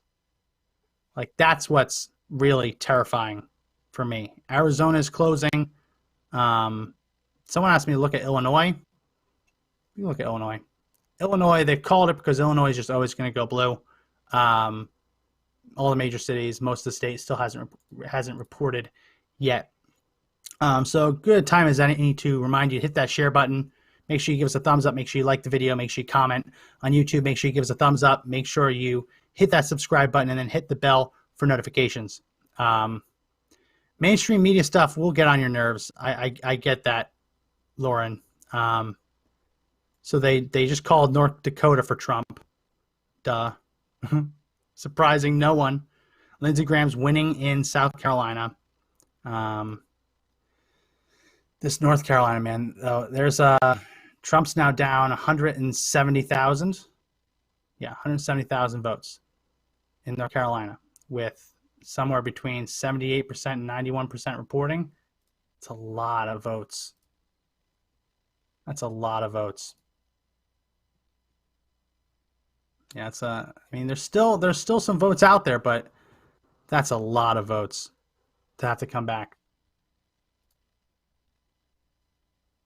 Yeah, he's making up ground in Ohio a little bit, but it's these counties. These are the counties. These counties flipping. If these counties really did flip like this, then that is bad news for Pennsylvania, because these are very similar demographics. These still haven't reported here. That's bad news. If those flipped, and we just showed the difference between 2016 and 2020. It's remarkable that those counties would flip. Let's see if we can see what the totals are in those counties. So they're not a ton, right? This one, obviously, Summit County's big. If Summit County goes to Joe Biden by a margin of 105,000 to 48,000, I mean, that's the difference right there, right? Let's see if I can, where did I have that? I had it up, 2016 Ohio results. I just had it, but I lost it. So you look at these results in Ohio. So let's look a little bit right here. We have Summit County.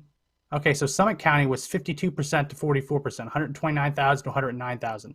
And yet today, Summit County is coming in 105,000 to 48,000. So if Donald Trump hemorrhaged supporters if he hemorrhaged supporters there, that's an explanation, right? That's a difference. There's still time for the vote to come in, but that county's not looking good for Trump at all. Instead of taking in the high 40s of the vote, instead of taking 44% of the vote, Trump is sitting at 31% of the vote, right? So that's where that lead disappeared in Ohio, right there. I mean, you start looking at these smaller counties, that's still, I mean, Joe Biden's winning that county by 3,000. That's a pretty big lead in that county. Small county, right? It's where you start getting over here where Joe Biden took the lead in Lorain. You look 4 years ago, it was pretty much tied in Lorain, 65,000 to 65,000. Here, this year, Lorain, it's showing 63,000 to 51,000. So again, there's still some votes to be tallied there, but it's not looking good. It's not looking good at all. I just realized that that's not even in screen.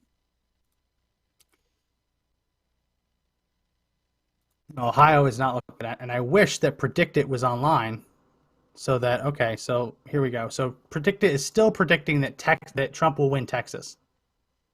At the risk of not being able to load it again, I'll hit the refresh button. But the money is still saying Trump wins Texas. And that money is up from earlier in the day. It's up 4 cents. Yeah, Kathy, I anticipated that Hickenlooper was going to take Colorado. Brian says, look at USA Today for, okay.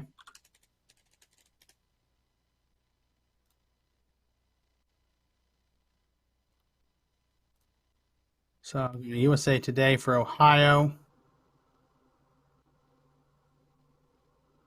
It's okay, USA Today, same basic thing.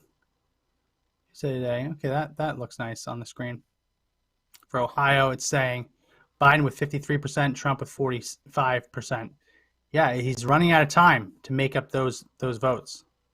He's still ahead in Michigan. There's still a lot of votes left in Michigan, but he's way down in Pennsylvania. And there's still a lot of votes in Philadelphia to be tallied in Pennsylvania. But this is, they've already called New Mexico. They called New Mexico and they don't even have anything reporting. Kansas, there's still a lot in Kansas. Texas, so Trump is making up a lot of ground in Texas. Let's look at Texas right here. What? Oh, it won't let me go into the graphs in Texas. Let me go into the actual state. Oh, so that's a downside of USA Today. So same deal here.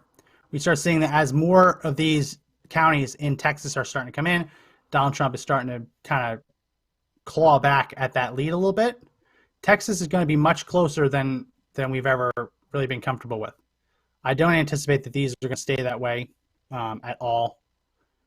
I'm a little surprised that Kansas has stayed this far with Joe Biden this long. Let's see what's still out in Kansas. Okay, yeah, the rest of the state is still out in Kansas. So with Joe Biden winning by 22,000 votes, there's still a lot of the state left to come in.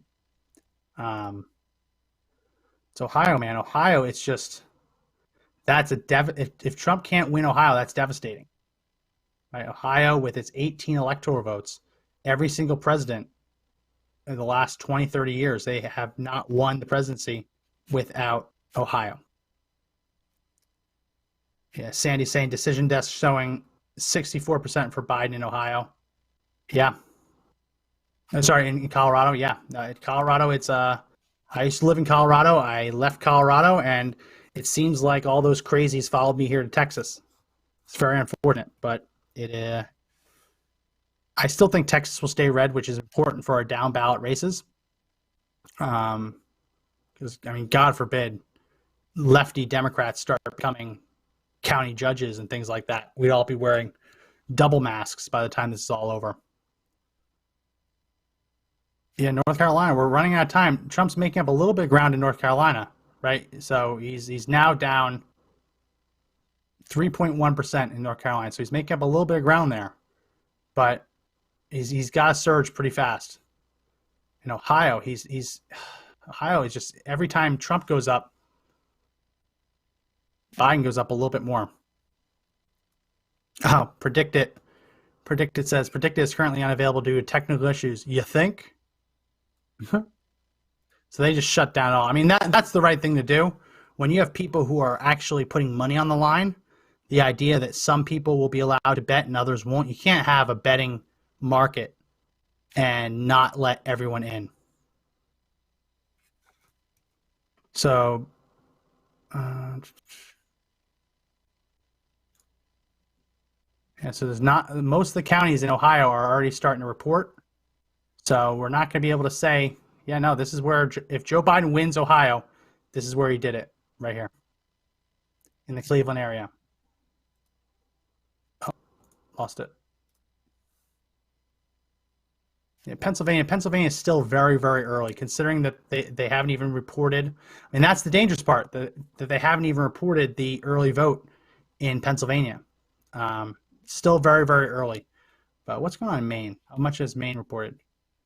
Let's see, Maine. Oh yeah, Maine's nothing. You can't call Maine yet.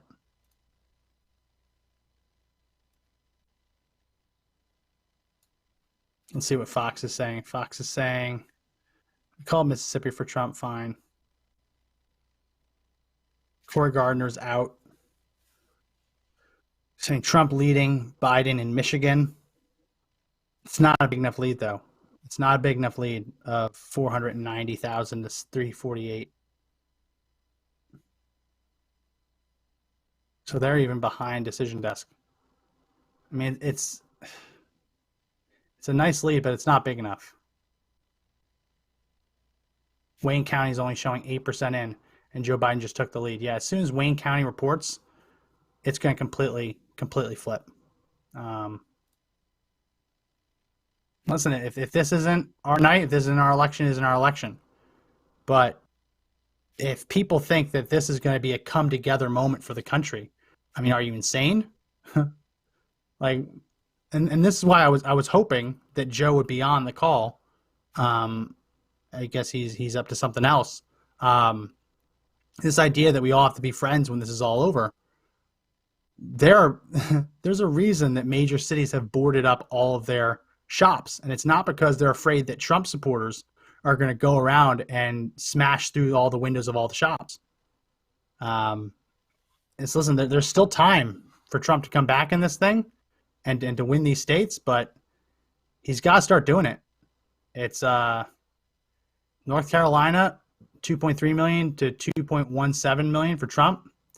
Ohio, every time Trump surges a little bit in Ohio, Biden just picks up even more. Let's refresh this, see if that changed anything. Nope. Pennsylvania's starting to trickle in a little bit more now. Yeah, no, it's we would have liked to be a little bit better off in North Carolina and Pennsylvania and Ohio. If Trump doesn't win there, yeah, Wisconsin, that's nothing yet. Minnesota's nothing yet, but they've started reporting. As Detroit, though, starts reporting that Michigan's probably going to flip and then see if Trump can take it back. Chrissy says this is going to be a nightmare either way. Yeah, it probably is. Yeah, now, how can any of us, like, let's just call a spade, let's call a spade a spade. Kamala Harris is a Marxist. Joe Biden will not be president. Even Democrats don't believe Joe Biden will last an entire term. He'll be 78 when he's sworn in. He's already 1 foot into the grave.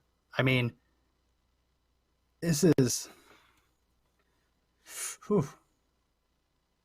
I don't know who said that only 21% of Ohio is reporting. 59% of Ohio has already reported. Susan says doom and gloom isn't helping. Yeah, listen, I don't want to be doom and gloom, but this is not a Trump landslide, right? It just isn't. It's still possible for him to win these states, but these states have to start flipping from blue to red. There's still a lot of vote out. Let's see where in North Carolina the vote's out. Let's compare it to 4 years ago. That's going to be the biggest. 2016.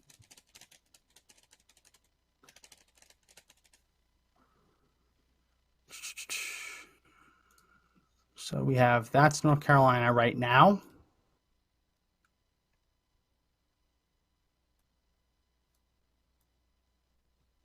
So that's North Carolina before, 4 years ago. They're saying Georgia, probably Trump. And they're saying North Carolina, probably Trump. So listen, it's not the end of the world there. Apparently they've looked at it and they feel more comfortable about North Carolina than I did looking at it originally, which is good news. It's just we need, I'm trying to find where my, here we go, that's that one. I'm trying to find where I have so many damn windows open. Oh, this is so annoying. I'm going to have to find a way to get back to my, here we go. So many damn windows open. So they're feeling better about North Carolina than I was. That's good. It's just, there's a lot. Ohio. Okay, so Trump's making up a little bit of ground in Ohio. Now he's only down 150,000 votes as opposed to 200,000 votes a second ago. So there's still some time in Ohio. And we looked at this just swung. So that was blue a second ago, and now it's red. So there's still time in Ohio. And you look up here north of Cleveland, that was blue a second ago, and now it's red. So there's still time for Trump to make up ground in Ohio. It's just, this is really, I was hoping for a faster night than this, of Trump taking those states and just being able to go into the rest of the country much more optimistic. So we're looking at Minnesota, not enough votes coming in to really call Minnesota. Wisconsin, still not enough votes. Michigan, 16% reported Donald Trump up, but again, Detroit still has to come in, so there's still not really a lot we can say about that. Let's see. Back to decision desk. Mr. Producer, any word from Joe? I have not heard from him. He's probably out trying to motivate people wherever he can to get out and vote, wherever that may be at this point. So, well, Colorado's closed, didn't it? Indeed, but Listen, man, I don't know where he's at. All right, I'm trying my best here. All right. You can't be urging people to vote if the state's closed. He had a couple of things closed. come up. He's at a party. He's at a party. There was something about an interview somewhere too. So it could just be you and me, and I'm fine with that. More the merrier. As always, Joe's a welcome part of this all the time, since it's what we do here. So I tried my best. I was trying to sugarcoat it as best for you. The answer is I don't have anything right now, and I didn't want to tell everyone that, but she kind of coaxed it out of me at this point. So here we are. Yeah. Yeah, people saying Joe is fired. Joe can't be fired. Joe signs the paychecks. Yeah, and I cannot believe Colorado, man. I can't live in the state anymore. I know, but listen, I can't until Texas flips back to red. I can't invite you down here because it's not a whole lot different. Well, I'd be a red vote down there.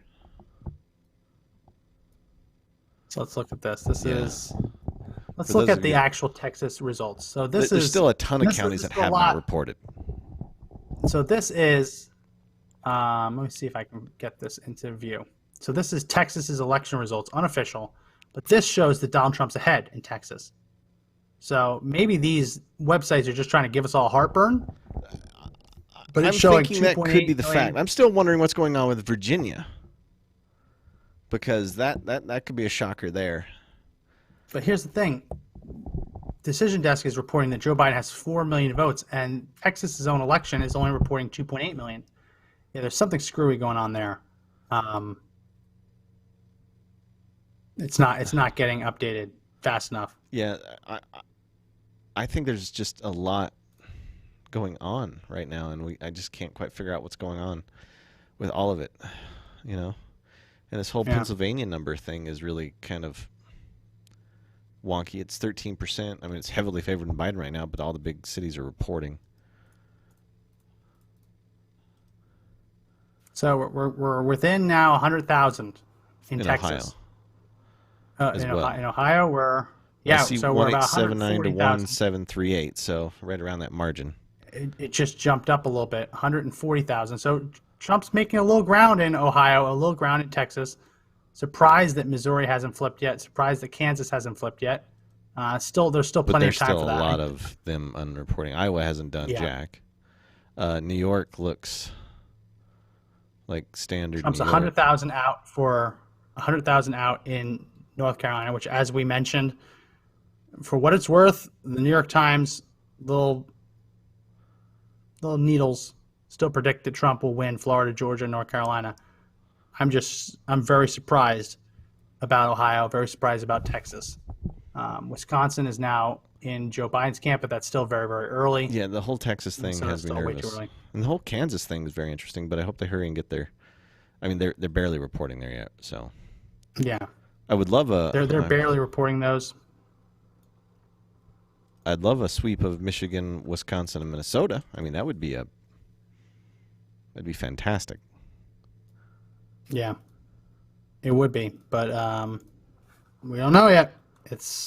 I mean, I got a feeling we could be like 1 a.m. We'll start getting some actual final tallies in. It could be that there's so many people that have voted in this election that they just haven't run them through all the machines yet. I mean, it could take them hours upon hours upon hours to get this done. I know a lot of them have been running those machines since early today, but we shall find out. Yeah. All right, so Fox has just shown that Trump has taken, or no, he's gained some ground, though. So this tends to be, Trumbull County tends to be a bellwether county. That's one of the counties that you look at, and the way that county goes tends to be the way the presidential election goes. And this is in Ohio, Trumbull, Ohio. And you see that Trump is leading in that county, but he's not leading by a whole lot. So that's where this gets interesting. They're turning out a ton of votes in the cities. Now, we look at Lake. Lake just flipped. We look at Erie. Erie just flipped back to Trump. But those aren't really huge. The big one we're going to see here is Summit and then Cuyahoga. If Trump can't make inroads there and he can't pick up enough votes in the rest of the state, that's when it starts getting put in the Biden camp. No one's called it yet. Everyone says it's too close to call, which is encouraging, but it's too nerve-wracking. Yes. Let's see. Let's look at what's Twitter saying. I can't believe I'm going to Twitter. I can't believe I was going to CNN. Yeah, I don't want to go to CNN or Twitter. Let's see. Let's go to. But CNN has just said that Trump is taking the lead in Texas. So there's a lot of odd reporting going on here. Yeah, there's this decision desk is not really updating as fast as, but neither is the Associated Press. But you see here, the Associated Press, they have Trump surging there. So I think Texas is going to be fine. It's just it's a little too close even now. I don't like all the blue that starts to show up in a state that has been traditionally as red can be. Yeah. It's I have to step away for a moment. I will be right back.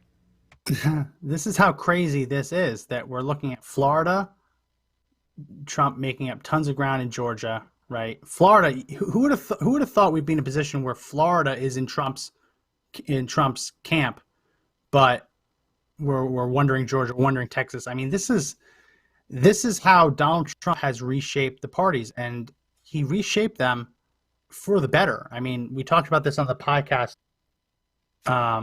We talked about this on the podcast earlier, where Donald Trump created a Republican Party that has business owners and workers fighting together, pulling on the same rope. Melinda saying that this reminds her of 2016. Yeah, no, it's possible. It's just we're starting to get late in these vote totals.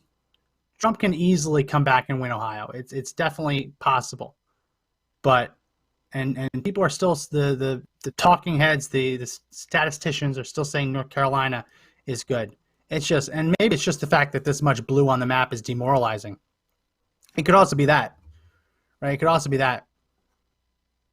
It's just it's insane to me that Trump is winning Florida, and we're now freaking out about other states that we had thought that were in the bag. So we're right. We have to stay positive. We can't be negative. It's just hard to talk nonstop for 2 hours without having those negative thoughts starting to creep into your head. No one's asked me what I'm drinking tonight. I'm drinking Lone Star Rio Jade. Now, it is just green enough to trigger my green screen, so that's why it's kind of looks like it's shimmering. Lone Star Rio Jade. Costco was having a deal on it that made it cheaper than regular Lone Star, so I figured might as well give it a shot. It's not bad. Let's look and see what's going on in Florida. Oh, wait, no, this is the wrong one to do. I have to look on this one. Oh, no. Why did it log me out? Hold on, I have to log in again. So, Google, I just don't want you guys to see my private email. It made me log in again. Okay, so they predicted that Trump will win Florida. Broward County is more than 95%, and Miami-Dade is more than 99%. And yeah, so there's no more Biden votes to be had in Florida. Florida's toast. Florida's in Trump's camp. And there it did anyway. Florida is safely in Trump's camp. It's just getting into Georgia, getting Georgia called. North Carolina. Trump's making up ground in North Carolina. He's now only 75,000 votes down. In Ohio is now losing ground a little bit. I don't want to keep playing this game where we're just mousing over every 5 minutes. And yeah, and Aggie Lynn, Lone Star Rio Jade was on sale for a little bit cheaper than regular Lone Star, which was shocking. So Missouri's now shifted back in the red, and they've called it for Trump. Don't you love how they leave it blue just for a little bit longer and then call it? So Wisconsin, where's the vote coming in Wisconsin? Votes coming in Wisconsin primarily around Madison, which is where you expect it to come in for Biden. Also in Milwaukee. Milwaukee is what's been reporting the fastest. Milwaukee is almost completely in. So it'd be interesting to see what we can't because PredictIt took itself down for maintenance. But there's still a lot of Wisconsin left to come in. And let's see. So Milwaukee has 353 to 49. Let's look and see what Milwaukee was 4 years ago. Wisconsin, 2016 results by county. Where are we going? We're going here. Let's go to CNN. Sure, why not? So when you look at CNN, Milwaukee had 288,000 votes to Donald Trump's 126,000. When you look today at Milwaukee, 353 to 49. So that is a significant jump in Democrat turnout in Milwaukee. Biden has made up significant ground in Milwaukee compared to what Hillary Clinton had 4 years ago. So that's what the map looked like 4 years ago. You have a little bit in the northern part of Wisconsin, Milwaukee, and Madison. It's going to be interesting to see whether that changes at all. Kenosha County is going to Trump. That was Trump's second to last rally was in Kenosha. So we expect Kenosha to go up, but he's got to make up some significant ground. I don't think he can. I think it's already in. Let's see. Yeah, no, Milwaukee County is already 81% to 96%. So Joe Biden picked up 100,000 votes in Milwaukee.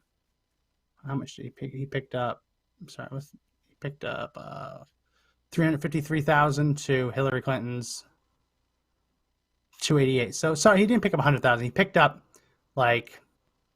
70 some odd thousand. Problem is Donald Trump lost a ton of votes. Voters did not turn out for Donald Trump in Milwaukee. He went from having 128,000 votes there 4 years ago, to now 49.5. So that's where Donald Trump is going to be hurting in Wisconsin. That's going to make it harder to win Wisconsin. It just is. Michigan is still. How much of Detroit has come in? Let's see. Yeah, Detroit is still trickling in. As soon as Detroit comes all the way in, it's probably going to flip back to Biden. But it's in Trump's camp now, at least. Really annoyed that some of these other websites that we rely on for odds, that they're down. Let's go back to Twitter.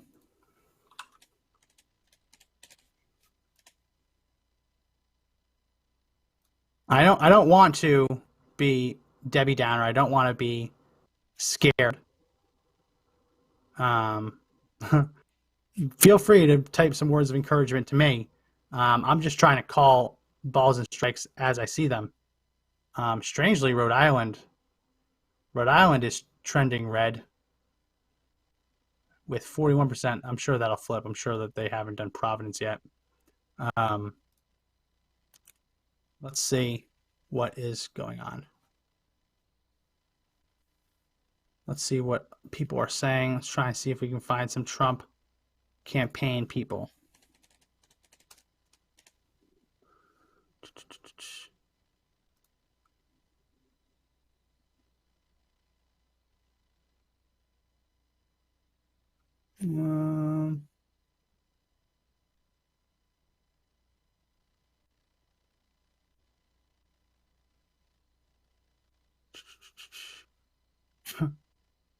So, wow. A pipe burst in Georgia. A pipe burst in Georgia, and now they think, why did I keep doing it? A pipe burst in Georgia, and now they think they won't finish counting votes for another 2 days. CBS is reporting. Oh yeah, pipe burst. I mean, this is the problem here. You start, and maybe this is our own doubts creeping into it, but you start hearing this, and it's just,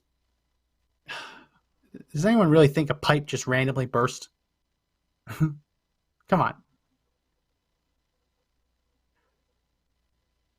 So they're saying that the Philly region had voter turnout surge in the morning hours and then slow down. And it's interesting. It's interesting. So we'll see what what Philly comes back at. I don't know. This is, let's see. So that's 2016. We don't have to keep looking at that.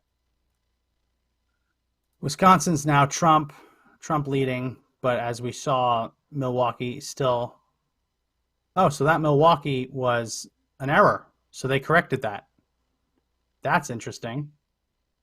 So what we were just talking about with Milwaukee, with Joe Biden surging, apparently they just took off a couple 100,000 votes off the board.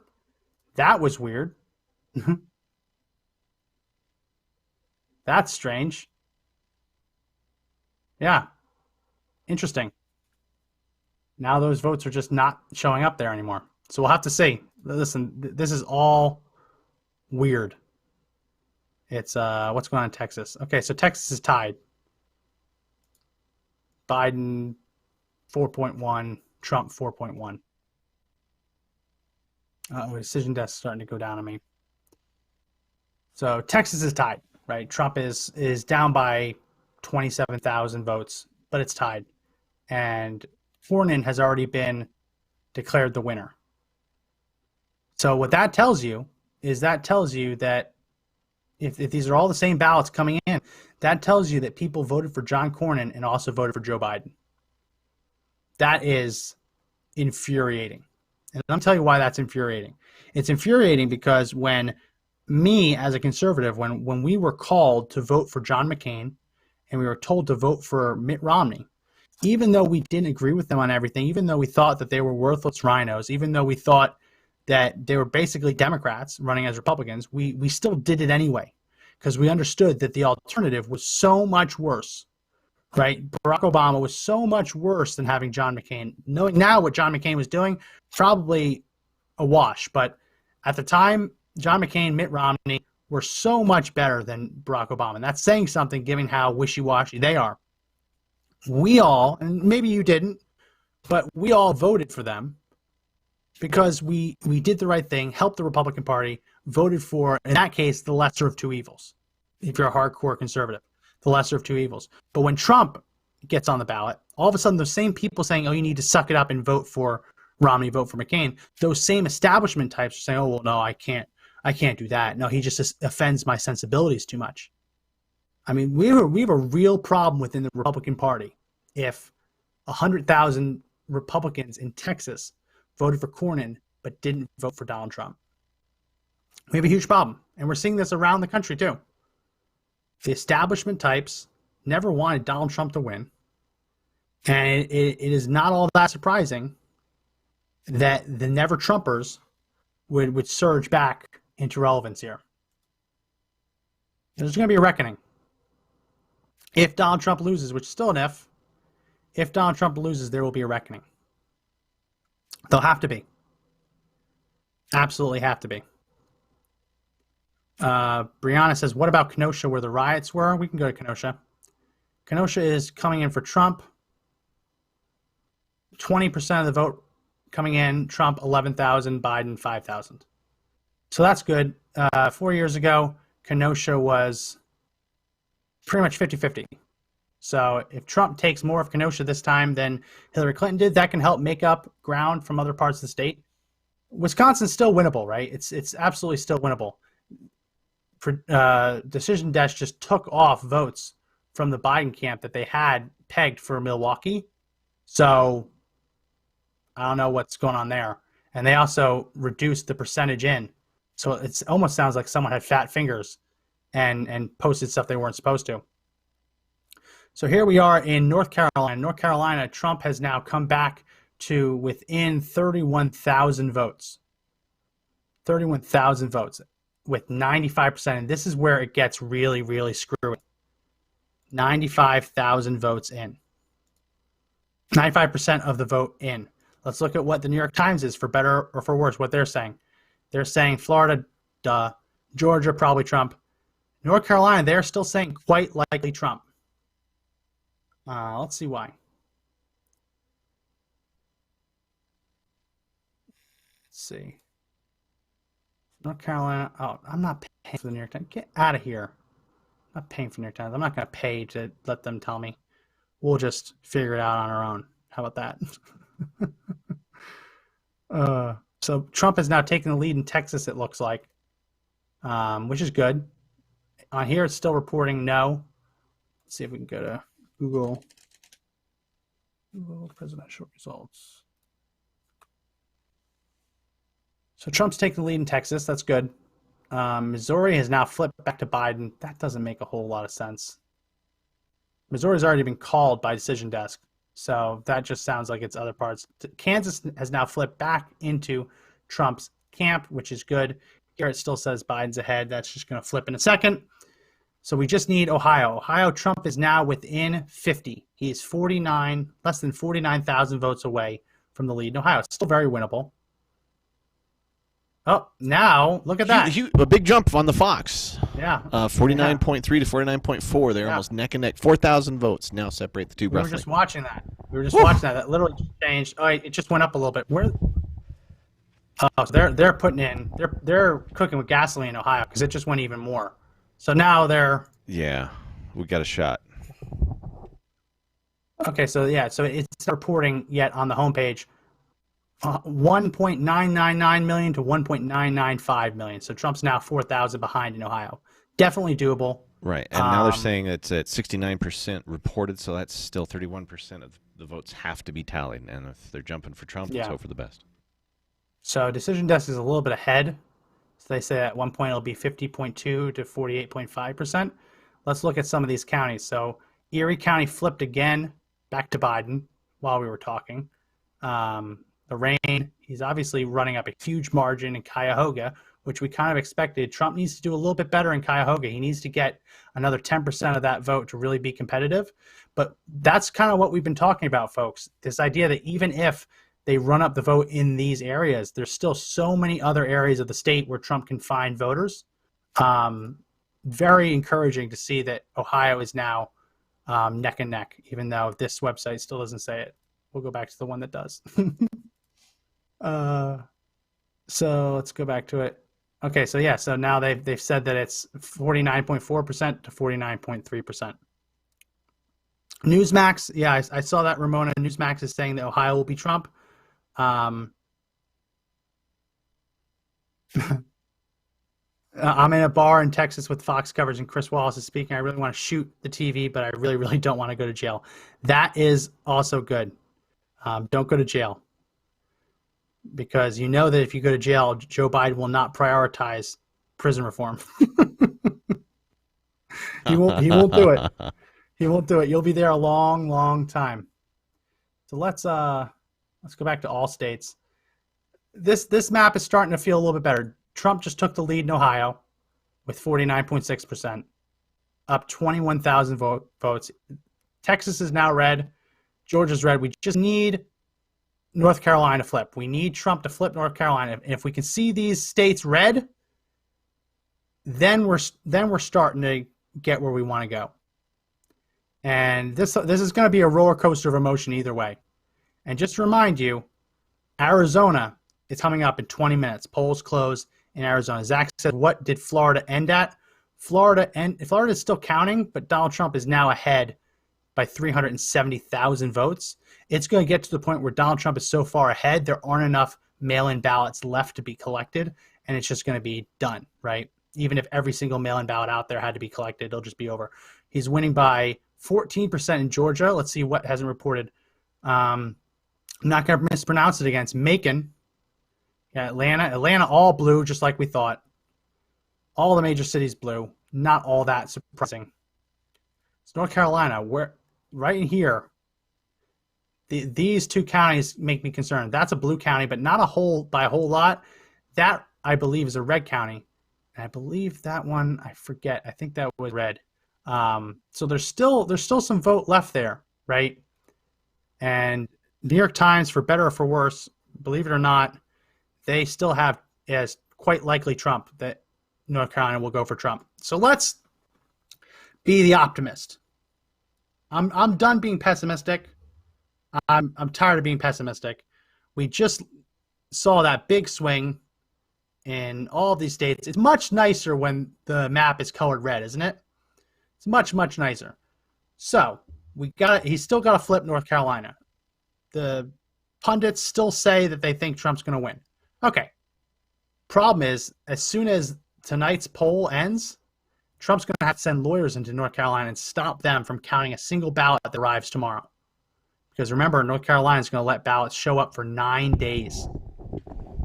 You know, Max, it just shows you that getting in the latest Supreme Court justice is probably going to make a very big difference. It is. Forward. She didn't rule the last time it was brought before them. Trump now building a nice, comfortable 61,000 vote lead in Texas. Yeah, it's going to be interesting. It's going to be interesting. You're not going to get. So let's talk a little bit about that. We can kind of kill a little time. Yeah, with you and this. me here. I got you. So Pennsylvania, when Pennsylvania ruled that you had an extra 3 days to get your ballot in, the Supreme Court upheld that because that ruling in Pennsylvania was from a state court. And what the Supreme Court said is that they are not going to intervene and overturn a state Supreme Court ruling on a state issue. Right. But when you start looking at Wisconsin has similar ruling, but it was from a federal judge. And the federal judge says, no, you have to give it 3 extra days or whatever, how many days it was. Mm-hmm. Supreme Court stepped in and said, no, because it's a federal judge basically imposing the federal will on the state. Yeah. They overturned it. So if it had been a state judge, they probably would have left it in place. Shelley says that's BS, Max. You can't count votes after Election Day. They're letting them. Yep. Pennsylvania, they're giving them 3 days. North Carolina, they're giving them 9 days. 9 days. And here's the kicker. It doesn't even need to have a postmark. So it'd be one thing if you said, okay, it was postmarked. When it was sent. Yeah. It could have no postmark, and they could say, oh, we're going to count it. We're going to assume that the postal worker forgot to give it a postmark. So Trump is going to have to go in there. He's have to fight every single one of those ballots and say, no, state law says it must be turned in by the closing of the polls. It was not turned in, done. He's going to have to do that because if Trump claws back and takes the lead in North Carolina, which the so-called experts anticipate he will, that lead will disappear as more Biden ballots start trickling in because, I mean, anyone can wake up tomorrow and say, wow, Trump is winning North Carolina. Here, let me turn my ballot in. And if they mail it and they forget to postmark it, it would count. I mean, this is insane. Because right now I'm showing less than a 30,000 vote lead in North Carolina for Biden. Yeah, we're looking at looking at 24,000 votes. So Trump is clawing away at that, and there's still 14% left to report. So that's why you look at something like the New York Times tracking it, saying that quite likely Trump. Yeah, they've now put it at 95% that Trump's going to win North Carolina by around 1.7%. So, but he's got to lock down North Carolina. Chrissy says, how much flack will he get for challenging that? I don't think he'll get a whole lot of flack because most people understand that Election Day is Election Day. And as I mentioned before, if your car breaks down and it takes you 9 extra days to get to the polling place, you're not allowed to vote in person 9 days later. So that's where you start making an equal protection clause argument. You start bringing forward plaintiffs who were late, who showed up to a polling place and they say, hey, my car broke down. Hey, I got caught in a red light. Hey, I got stuck behind an accident, right? You start bringing in plaintiffs that can actually make an argument and say, hey, I deserve the right to vote too. And North Carolina law clearly states that they will not reopen the polls days later for in-person voting. So you make an equal protection argument and say, hey, you cannot grant someone voting by mail, most of whom are doing so for disability or for medical reasons, right? That disability, that's when it becomes a protected class. Now, if you're just voting by mail just because you want to vote by mail, fine. But if you're voting by mail because you're disabled or sick, you are a protected class. And it becomes a 14th Amendment argument when you are giving a special right or privilege to one class of citizens over another, right? Being disabled, while we do give them accommodations, we give them ramps to get into buildings, we give them elevators, right? Fine. But giving them 9 extra days to vote is very different than making sure that there is a ramp at the entrance of every building. That is a much more significant accommodation, and it gets to the point where you're giving a special class of citizen extra rights and extra privileges. So Trump can go in All he has to do is find someone who was trying to vote and they missed it. All I have to do is find someone who's trying to vote, but they were late. Make him the plaintiff, and they have a case. Now, listen, it's up to a judge to agree with it.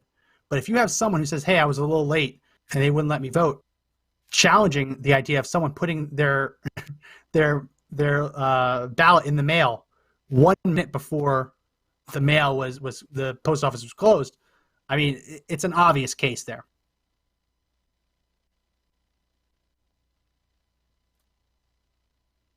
People saying, what about New York? Very obvious New York was going to Biden. I know that there were some people that hoped New York would go for Trump. There's just too many Democrats. I mean, there's so many Democrats. And New York made it so easy to vote by mail. New Jersey, people were saying they hope New Jersey might flip. New Jersey sent a ballot to everyone. I even got a ballot in New Jersey, and I've been unregistered to vote for years. So no, New Jersey never happened. So Trump now taking a pretty sizable 140,000 vote lead. That is definitely good. So we've gotten through all of the early vote. Let's make sure. I don't want to. Why is this still decision desk keeping it blue? Of course. Yeah, I don't know why decision desk is so behind. Now it's not even loading. Here we go. Yeah, so major cities have already started coming in. Bexar County, that's San Antonio, 100% in. I'm included in that. Whoopee! 100% in. So the major cities are already coming in. Texas, you're going to see Donald Trump's lead starting to get even greater. As we kind of predicted, Joe Biden has taken a lead in Wisconsin now. Let's see if we can mouse over this. Hey, Max, I have a question for you. Yeah. Do you think Donald Trump could take the popular vote? No. Really? It won't happen. Not at all. It won't happen. California? Right here. You have California. Yeah, I figured the three California. along the left coast there would do that. But it would be interesting if... Well, once you get to Oregon, once you get to Washington, you actually have a lot of Republicans here on the eastern part of the state. But there's just so many liberals in California. There's just so many. Crazy. I know. It was kind of and realize that New York's question, vote. But... New York's vote is only 20 to 25% in, and there are millions of Democrats left to be counted in New York. The same with Illinois. There are hundreds of thousands of Illinois votes left to be tallied. Joe Biden is gonna come ahead. Right now, Donald Trump is ahead only because California hasn't voted. New York is still not returning most of it, and Illinois isn't. Let's look at Michigan. Interesting. Donald Trump is taking a bigger lead in Michigan. I want to see how many. So Wayne County's not showing a ton of votes. Wayne County's still only showing between 14 and 17% of the vote, and that's from 2016. And they're a little ahead of this. But listen, it's still possible for Trump to win Michigan. He's just going to need to do a little bit better than he's currently doing. Which, listen, we were just talking about Ohio. And all of a sudden Trump flips Ohio, and now we're happy again, right? We were talking about Texas. Why is Texas so blue here? Decision got to get its act together. We were just talking about, and now they've made Ohio blue here. I hate the fact. Now Ohio's red. I'm thinking that Fox probably has the most up-to-date information from all the ones that I've been going through. They do, but I don't like Fox. And I don't really trust Fox, and I don't really want to. I don't want to use Fox. I know you don't like source. CNN, you don't like Fox, you don't like MSNBC, but we've got to pick like one. any of them. I know you don't, man, but you got to pick one. How is this better? Like, look at that. You think that's better to look at? No. Well, they've got a different map that you can click on. Fox is crapping the bed with their coverage.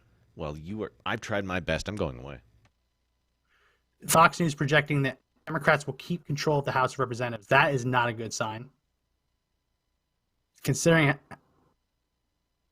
how many states have left to vote, that is not a good sign. That tells me that even if Trump is winning some of these states, that there are freshman Democrat congressmen who are still winning their interesting. So Fox is predicting that Biden will win Ohio. Let's see. So what is this?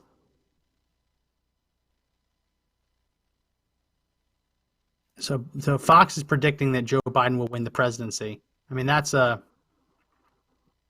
all that surprising from Fox. That's real early.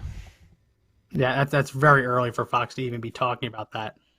How is Fox saying that Joe Biden is going to win Ohio? What are we missing in Ohio?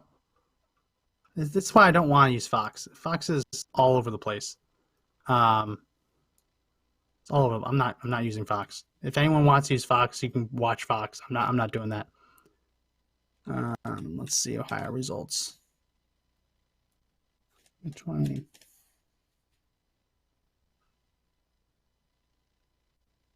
So you start looking here in Ohio, you start noticing that those counties we were talking about that were blue a second ago are now red again.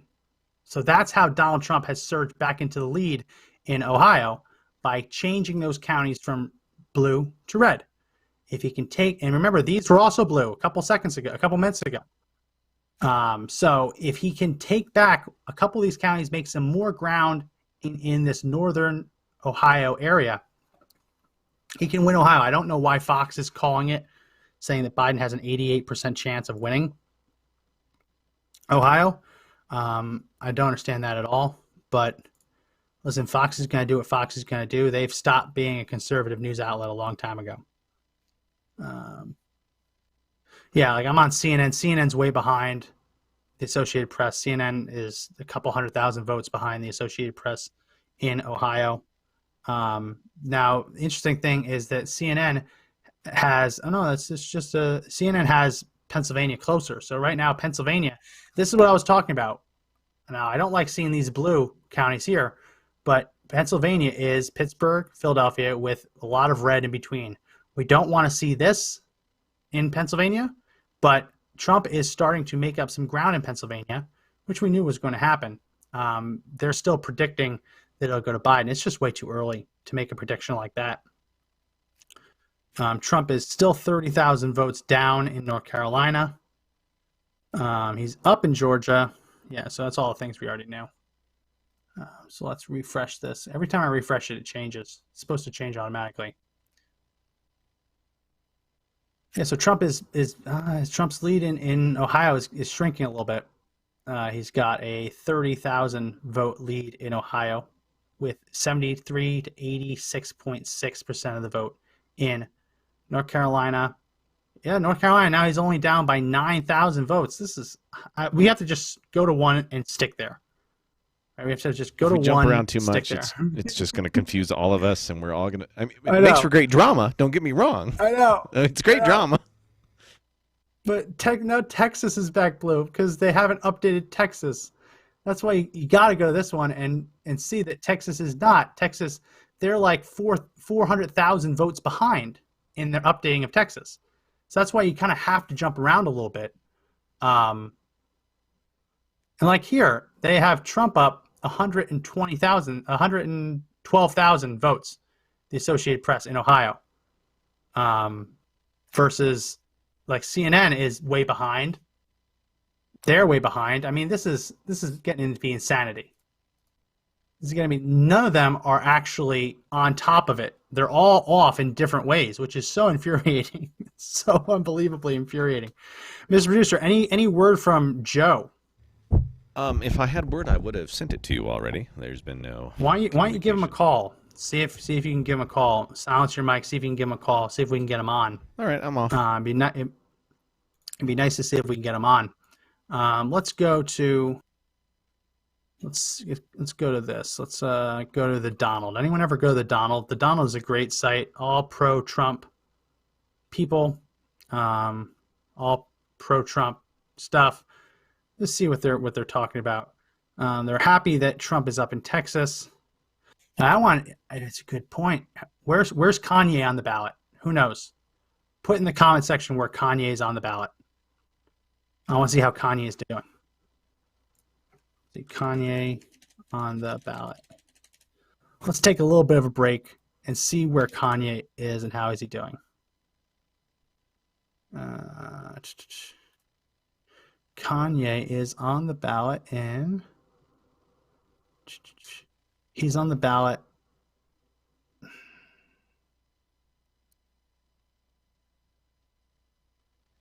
he qualified for ballot access in 12 states. So let's see, which ones is he on the ballot in? Joe said he'll be joining us just momentarily. He's got to get to a nice, quiet place. So as soon as I have him, I will connect him with you. Okay.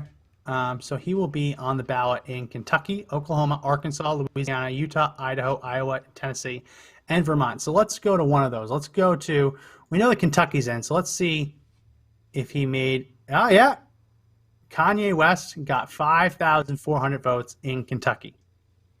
It's cool for him. Let's see, where else is he? He is also in, he didn't get onto any, he got into Iowa. So we'll know in Iowa in a little bit whether he took votes away from Joe Biden. It doesn't look like he got onto any swing states. Let's see. Did he get into Minnesota? Did he get onto the ballot in Minnesota? Let's see. Hold on. Fox just updated Yeah, their he did. Pennsylvania to Trump up by 0.1%. That's interesting. So Kanye West is going to be in Minnesota, apparently. Yep. He has 2,151 votes in Minnesota. Not enough right now. For Kanye. Tell me you wouldn't have voted for Kanye. I wouldn't have. I wouldn't have either, but I just wanted to say it. Zane says that he didn't see him on the ballot in Oklahoma. That's interesting. Maybe that news report was wrong. No, Kanye West is on the ballot in Oklahoma. He was on my Colorado ballot when I was filling it out today, and I was like, really? Kanye. Yeah. So he is not going to play spoiler. I mean, if Oklahoma is not going to be close, where 4,200 votes is going to change anything. Pennsylvania apparently flipped. Let's see. It hasn't flipped here, but he's making up a lot of ground in Pennsylvania. They say he's up by 1,000 votes on Fox, but again, you don't like Fox, so I'm not going to force you there. Associated Press just did it too. Now they have. Let's refresh this. That just completely changed. This is so infuriating. They need to get their act together. Sometimes when it loads, it does it right. Sometimes it doesn't. Let's go to Ohio. Ohio's still looking good. Why is it that it just had him up by? Yeah, you should have a drink. I'm gonna go raid Joe's liquor cabinet when he's on. Do it. Well, yeah, make sure he gets on first. Well, that's why I haven't had one. So now it has Donald Trump up 5,000 votes, but that looks like that can't be right because he was just up by more. He was just up by more a second ago. Wasn't he up by? Wasn't it in the millions a second ago? I'm sorry, which state? That was like one. Pennsylvania. I'm showing 811,000 to 816,000 in favor of Trump by 0.2 of a percentage point. Now it's gone up 0.1 of a point. 48.3 to 48.5 in favor of Donald Trump. Okay, yeah. So he is taking a slight lead in Pennsylvania. Let's take a look at this. See if we can. This yeah, that'll work. I know they're still calling Virginia for Joe Biden here, but that might be a dark horse here. Nah. Here's the problem. Philadelphia is still only at 19% reporting. Now, it's entirely possible that precincts will report and they won't have that many votes. That's entirely possible. There's only one precinct that has completely finished its entire tally, and that's Forest County right here, which is a very small county. So still a lot of vote left in Pennsylvania, but the fact that Donald Trump is knocking at that door, just a couple minutes ago, they had, remember this little thing? They had Biden up at 89%. Biden wins the presidency. Now that has dropped to 68%. That is feeling a little bit like 2016. I don't want to jinx it, but watching that little needle go from 80s down to 68, that feels a little bit like 2016.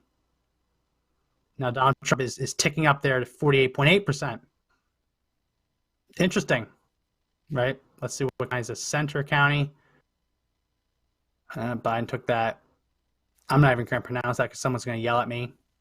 Biden took that one. Bucks County. I know Bucks County, Montgomery County. Bucks County hasn't reported yet. That's going to be interesting to see how Bucks County goes. Tends to be blue, but there's also a lot of Trumpers there too. So now they're saying 87% president. So they jump back up. Oh, so that 68 was just for Biden, for Pennsylvania. That's why I don't like Fox. They said that needle was for president, and they actually meant that it was for Pennsylvania. So this is starting to look nice. This map looks nice. If everything was to stop right here, Zach says, what does Minnesota say? Minnesota has Trump down 651 to 355, 63% to 34%. Now, realize that Minneapolis, I guarantee that Minneapolis is making up the bulk of this, right? I guarantee that Minneapolis is the bulk of that. The question always is there enough Trump support everywhere else to make up for those big cities? That's going to be the main question. People saying, what's Virginia at? I feel like Donald Trump is still up in Virginia, but what we're going to see here, let's go to decision desk. It'll let me actually go to counties. Donald Trump is still up in Virginia, but the problem is, I guess it, yep, the problem is Fairfax County. Trump's actually doing mildly well for Fairfax County. They're only reporting 26 to 30% back in. Loudoun County, I did pronounce that right, 99%, and so Biden can't get any more there. Prince William, 95%. Yeah, so we're really waiting on Fairfax. Did he win Hampton City? Yeah, he won. That's not good. If Biden won Virginia Beach, then I don't see how Trump could win date. That might be why they've called it for Biden. If you remember back in 2016, they did that as well. If you remember back in 2016, they said that Virginia was like too close to call, and then there's just so many votes that just came streaming in for Hillary Clinton in Virginia that they just called it. So this is definitely looking nicer now. Remember, there's still a lot of Philly vote left to come in. Ohio's looking very good. In fact, that he's still in the lead in Michigan is a miracle. And he's still in the lead in Wisconsin, albeit this is the problem. This is the problem, folks. Oh, no, now it went away. So that was a typo. They had Joe Jorgensen briefly at 300,000. It's all so screwy. Trump is up in Wisconsin, but not by that much. And let's look here. Dane County, this is what we talked about on podcast today as a real problem spot for Trump. You look at this as 51.5% reporting to 58% reporting, and you see that Joe Biden has amassed a huge 100,000 vote lead, and they still have half of the votes to be counted, estimated.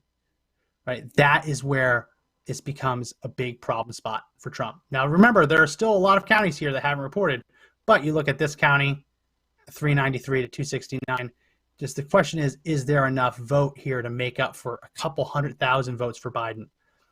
Deanna says Dane County reported. Dane County started to report 51.5% to 58.4% reported. It's still possible. Listen, it's just as possible as it was 4 years ago. And I think that part of the reason it was so demoralizing was seeing all of these states blue a little while ago. But Trump is, let's talk about this one too. We haven't even talked about this one. Maine's 2nd district, Trump is leading. That's important. That's one electoral college vote. Trump is leading in that one. That's important. It doesn't seem that important, but it is. And you look at Nebraska. Nebraska has nothing reporting for Nebraska's congressional district, Nebraska's 2nd congressional district, which again is one of those things where Nebraska awards their electoral votes to whoever wins the state, and then 1 vote per congressional district, and there are 3 of them. Max, you haven't even looked at Arizona. Arizona's starting to come in. Is it bad? It's not good. Well, it's not good, but it's early. So let's look at. So you have this is the good news. The good news is that Pima County, and I probably mispronounced that wrong, has almost entirely come in, 80 to 96%. And Joe Biden's taking 63% of the vote. The problem is there enough Trump voters everywhere else in the state? I don't know. I know Maricopa County is, where's that at? I don't know. Maricopa County's right here. Maricopa County, Trump is very confident about Maricopa County. I just don't know enough about Arizona to say one way or another. Now, obviously, you never like seeing Biden ahead, but it is very early. And remember that those are the early votes probably coming in first.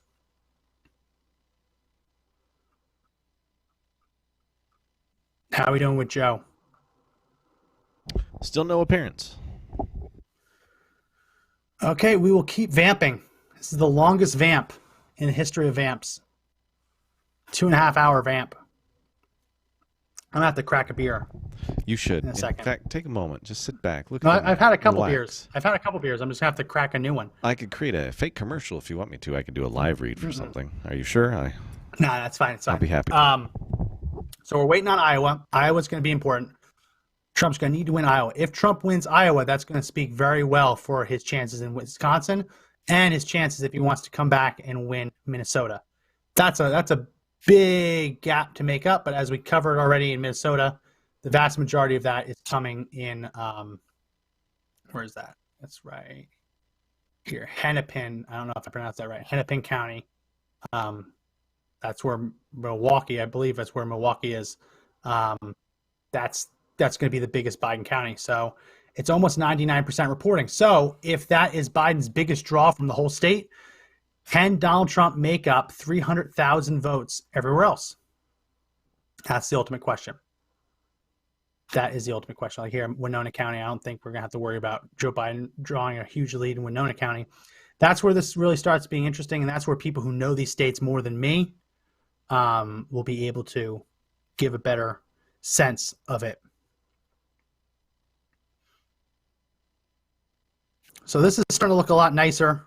Pennsylvania, he's picking up a little bit of lead. Listen, he's going to need to pick up as many votes as he can. Like this, I don't like this. I don't like how many of these counties are going red. Let's pull up 2016. 2016 Pennsylvania results. Let's go. Where is it?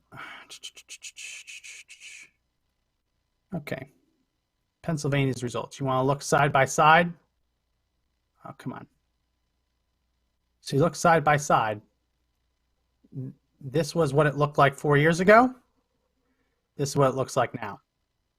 So the blue states, the blue counties have gotten a little bit bluer. We're going to want Northampton to get a little bit more of a red vote in. It's not that ton of votes. Bucks County is going to be pretty pivotal because Bucks County has a fair number of people in it. Clinton barely won Bucks County last time around, 167 to 164,000. If Trump can make inroads, he went to Bucks County a couple times. He had his circuits in Bucks County. If Trump can make pick up some ground in Bucks County, it'll be good. But like right now, look at Philadelphia County, 23%, and Joe Biden has 100,000 votes there, 100,000 vote lead. So there's going to be some funny business in Pennsylvania that we're going to have to fight back against. But listen, a lead is a lead, and right now Trump is in the lead there. So the map is looking exactly the way color-wise that you want it to. I'm surprised that they haven't called Georgia yet, but that might be because Georgia just said entire counties had a pipe burst, and they're not going to be reporting it for a couple days. So Trump's already making up some ground. He's already made up significant ground in Arizona, and that's just been a couple minutes, a couple percent reporting. It's now 56-42, and it was a little bit bigger before. Utah looks fine for Trump. Wyoming, they called Wyoming with 0.3%. Montana, this is what gets me nervous. What the hell is going on in Montana? Why is Montana not called? Montana does have a Senate race that is that's going to be competitive. Steve Bullock versus Steve Daines. That might be driving Montana a little bit blue, but I cannot imagine that Montana would vote for Joe Biden. I can't do it. How can you? I can't see that at all. No way. Max, one of our special guests, Keith Jones, wanted to relay a message to you. I sent it to you in Sure thing. Facebook there, but he said Tillis in North Carolina is up by 1%, and Trump took the lead, and he just sent that one to me. Oh, yeah, it just went red right now, right on our screen. Trump took the lead by 24,000 votes. And yeah, I assume that Tillis would also take the lead.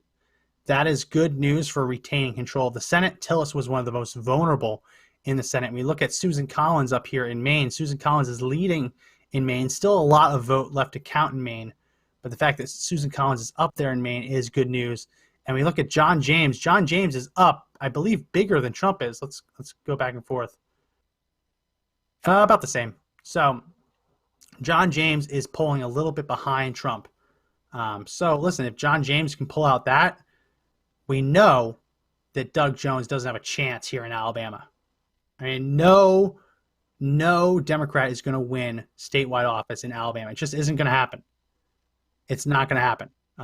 It was nice while it lasted, Democrats, but he lost. So what that means is that if Donald Trump wins the presidency, Democrats would need to have a net gain of 5 Senate seats to retake the Senate. The challenge is that if Biden were to win, because they are clearly losing Alabama, and it doesn't look like they're going to win the seat in Georgia either, that means they have to pick up 4 Senate seats elsewhere. They've already gotten the 1 in Colorado. If they can get the 1 in Montana, that's 2. They'd be looking at Maine, 3. And then they'd be looking for Iowa. They'd be looking to take out Joni Ernst, that's still very early for Joni Ernst. Oh, let's see what they're doing for president. Okay, so they got a 6% in Biden's lead, and that's the early vote being tallied. There's still time for that, but they basically, if Biden were to win, they need a net gain of 4. Net gain of 5 because they're losing Alabama. They need a net gain of 4 because they'd have a tiebreaker with the vice presidency. So, so the Senate's going to be very important. I'm surprised that Fox News already predicted that the House would stay. Like, how can you look at this map and say that you know what the House of Representatives is going to look like? I don't see it. I mean, maybe they know something we don't know, but who knows? I don't see Montana. I don't see this holding at all. No, Montana is not going to become a blue state overnight. That's just crazy talk. So, yeah, we need Iowa to flip. Iowa will flip. You're seeing right here, you're having Cedar Rapids, Iowa City. You do not have Davenport yet. You don't have Des Moines. But remember that the Des Moines Register poll, they had a poll right before the election showing Trump up by 7. So if Trump is up by 7 in Iowa, it will be very good for him. Biden is kind of racking up that early vote, especially in these cities. Big question is, will Trump be able to fill out the rest of the state and make it up? I think he will. I'm confident that Trump will be able to win Iowa. Shelley says, can you show Illinois? Okay, I can show Illinois. She wants to see McHenry County. Here's the problem. I don't know where McHenry County is. So if you tell me what McHenry County is near, I'll be happy to. I can actually look it up. Near the upper right-hand corner. At the very top row, it's second from the right. Top row, second from the right? Okay, let's go to hovering right over top it now. row. McHenry County has Trump at 27,000, Biden at 12. So Trump has won McHenry County. Handedly. Well, it's still 28% reporting. Between 25 and 28% reporting. So still a lot of vote out, but Trump is leading. Is leading there. And Shelley said close to Rockford. I don't know what Rockford is either. but we found it. We found it. It's all good. Can you do a picture-in-picture with a live map? Yeah, so this is live map. This map changes on us. That is a live map. It does change. We do have, let's see if I can, where is this? Let's go to this. Let's go to, where is it? Oh no, I had the Fox News ticker. It disappeared. I know. You know why it disappeared? It disappeared because I have so many damn windows open on my computer. So many damn windows. Where are all my stuff? Here we go. So now the Fox News ticker should be back on. So you can see that on the bottom of our stream now. Fox News ticker should be showing. They're talking about Wisconsin right now. They're saying that Wisconsin is going to be tight. This is razor tight, they're saying on Fox. Fox is saying that Wisconsin is razor tight, which we kind of expect it to be. It's Fox is showing more Trump votes than Decision Desk is. Interesting how that works, isn't it? Michigan's still red. Pennsylvania, Trump is building up a bigger lead in Pennsylvania. Like, this is the stuff we're talking about in Pennsylvania. I'm not liking Philadelphia. I'm still nervous about, right? But Philadelphia just doubled the amount of votes that they had in, and Biden did not double his vote count. And this is what we're talking about. Joe Biden, 79% in Philadelphia. Donald Trump, 20%. If Joe Biden only wins 79% of Philadelphia, Donald Trump will win Pennsylvania, right? Hillary Clinton won 84% of Philadelphia County. If Joe Biden underperforms Hillary Clinton, then Donald Trump will win Pennsylvania. As long as, and this is the thing, this is what just pisses me off so much, this idea that white suburban women are moving away from Trump because he's a racist. But African Americans and Hispanics are moving towards Trump because they know he's not a racist. It's just like, come on. Come on. But if Biden only gets 79% in Philadelphia, he will not win Pennsylvania. There's no way. There just aren't enough votes. Now, maybe there's a mass exodus of white suburban women, but if he loses that, let's call a spade. When you're talking about the Philadelphia vote, you're talking about the African American vote by and large. 79% of the African American vote, mostly in Philadelphia. You can't win. You can't win the state with that. Mike saying that New Mexico is not blue anymore. That's interesting. Yeah, they uncalled New Mexico. No. What? That can't. What I mean. That can't be right. They're playing games. That can't be. I mean, it'd be great if it was, but they're still saying. Associated Press is still saying Decision Desk has all of a sudden. This is why I hate these websites. Decision Desk has lost all of its data for New Mexico. And I think the reason for that is that there's just so many people trying to load the website at once that it won't return results for you. But Georgia seems like it's in the bag for Trump, easy. North Carolina, Trump is now building a pretty comfortable lead in North Carolina. Again, he's going to have to sue to stop those ballots. He's building a pretty comfortable lead in Pennsylvania, as I just mentioned, buoyed by the fact that Joe Biden is underperforming significantly in Philadelphia. And you look at Joe Jorgensen, the Libertarian candidate, don't ever let anyone tell you that Libertarian candidates won't ruin it for a Republican. Joe Jorgensen is polling 26,800 votes in Pennsylvania. You know that if those people, now that's probably a protest vote, like, oh, I can't pull the lever for Trump. I can't do it. So they're doing that. But it's the only thing that ends up accomplishing is you end up electing a Democrat. The one thing I hate it, but I also like it about Maine is Maine has ranked choice voting. I don't know if you know what ranked choice voting is. It sucks in one ways, but it's also nice in another. Ranked choice voting means that you go in there and you write down your first choice, who your first choice is. If your first choice does not win or does not make it into the final two, well, I guess that would be win. If it does not make it in the final two, then you pick a second choice. So on the ballot, you write your first choice, then you write your second choice. And if your first choice doesn't make it into the top two, then you go to your second choice. If your second choice doesn't make it into top two vote getters, then they pull your third choice. It might just be two. The idea is you could vote, if you were conservative, you could vote for Joe Jorgensen as like a protest vote, but then say my second choice is Donald Trump. And the result would be that Donald Trump would get the vote ultimately because Joe Jorgensen would never win at all. Maine just had a huge amount of ballots just get dumped in while we were just talking. Donald Trump now leading just by a little under 1,000 votes. Maine will probably flip as a whole, but we're really looking for the Maine 2nd congressional district, which they haven't even started tallying on this website quite yet.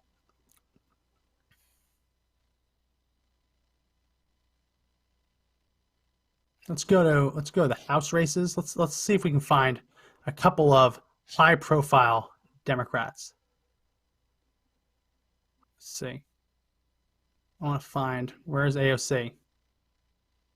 Come on, AOC. Can't get her. I can't get her in there.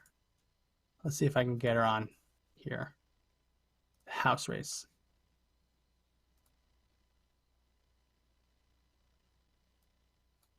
Let's see if we can get AOC's district. I want to see how AOC's doing because she kind of sucks. She's in here, so if she's in here, she's doing very, very well. That's bad. I don't like that. I also don't like that the Associated Press doesn't let you see. Oh, we can scroll down. Ocasio-Cortez won. They're predicting that she won. 88,000 to 38,900. They're predicting that Alexandria Ocasio-Cortez will be with us at least for another 2 years. Boo. So she'll be around for a couple years. Let's look at Kim Klacik. Let's see if we can find her in Maryland. I like her, but she's running an uphill battle. I don't know what district she's in, so we're just going to look at all of them.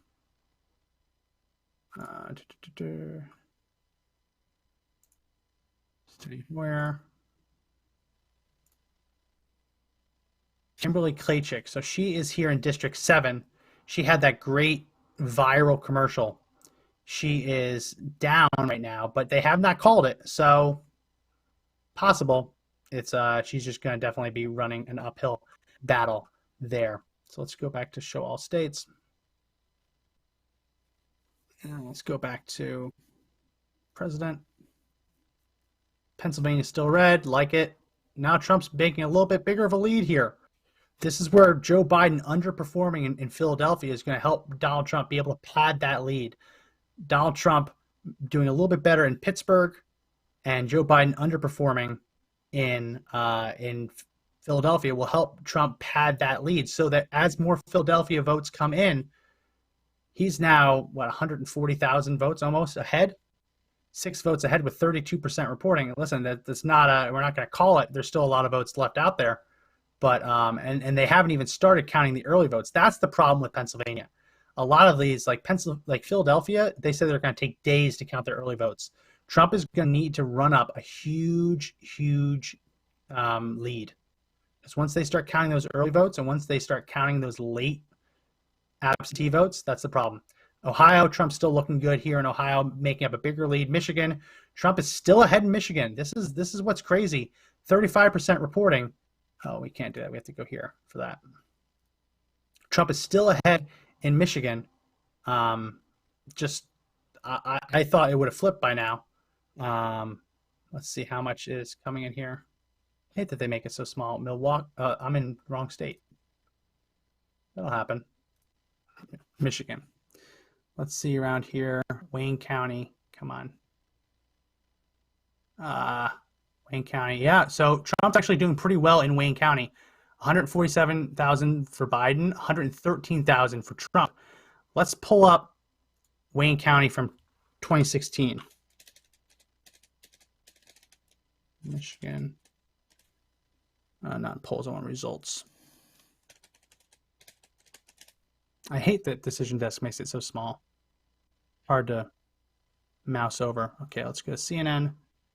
Okay, so here we are. Last 4 years ago, Wayne County was 519,000 for Clinton. So there's a lot of votes left to count in Wayne County. But Trump was sitting at 218,000. So 229,000. Trump was sitting at 30%. By the way, I've just sent you another message about where the Chinese are sitting from our special guest, Keith Jones. If you want to check your Facebook, I'll let you read it because it should be used. Okay. Chinese currency is starting to tank. Betting markets in China are in Trump's favor. Yeah, that's interesting. That's interesting that the betting markets, that they're the Chinese yuan starting to tank. Let's look at that. Chinese. Let's see, Chinese currency. Let's put it up on the screen. Where is it? Here we go. Oh, this is great. Let's zoom in a little bit. So this is real time Chinese currency. And in the grand scheme of things, it's not a ton, right? You're going from 15.1505 down to below 0.1480. It's not a ton, but that's still a significant drop. I mean, yeah, it's dropped 1.4%. That's still significant. People just lost a lot of money on that drop. Interesting, though. It is interesting. Lots of these little things. And the stock market, let's go to the stock futures. Let's do that. Let's go to the Dow futures. So earlier today, the Dow was up all day today. And the media was trying to claim that the Dow was up because they like the idea of Biden winning. That's what they were claiming. So the question is, are the Dow futures up now? Dow futures are still up. Futures are up 190. That's significant for futures market. NASDAQ is way up. S&P 500 is up 1.4%. It's interesting that if so apparently the futures were a little bit higher earlier. They lost a little steam. It'll be interesting. When Donald Trump originally won, the Dow futures market plummeted. It was like, oh my God, he's going to bring us into recession. Oh, sorry, I just was scrolling through comments. Brian says, did Max ever have his baby? Yes, I didn't have my baby. My wife had my baby. Healthy baby boy, Michael Francis. Very beautiful, healthy baby boy. 9 pounds, 9 ounces, 21.5 inches tall. So yes, I did have my baby. That's why I'm here. If I didn't have a baby, I wouldn't be doing this. I'd be on baby duty, baby watch. So I love looking at the other things. Let's see if PredictIt is up yet. Biggest day of PredictIt, and they just shut it down. PredictIt's still not loading. They don't know how to do it. Oh, this is what we're still seeing with PredictIt.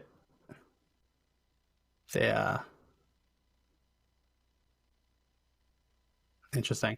PredictIt won't load. If I can get PredictIt to load, that would be nice to see where the money's at, what people are actually putting their money on. We can see in Iowa now that Joe Biden is ahead, but we still have, it's still very early, and you're still only really getting the votes from these major urban centers. So you still have Davenport over here. Yes, I remembered that. Davenport over here. That's still going to need to come in. But all this is expected to be predominantly red. So people saying congratulations. Oh, thank you. Listen, I didn't do it. My wife did it. I just was the encouragement. So Arizona, let's look at Arizona. Arizona is starting to tighten up a little bit with Trump now 53 to 45. Trump's down. And this is what concerns me because we're looking at 73 to 88% reporting. Mr. Producer, are you on? Joe's here. Yeah. Yes. Sorry, guys. Let me get Joe connected. All right, 1 second. So this is, while he's getting Joe connected, this is the PredictIt market. This is what people are actually putting their money on right now.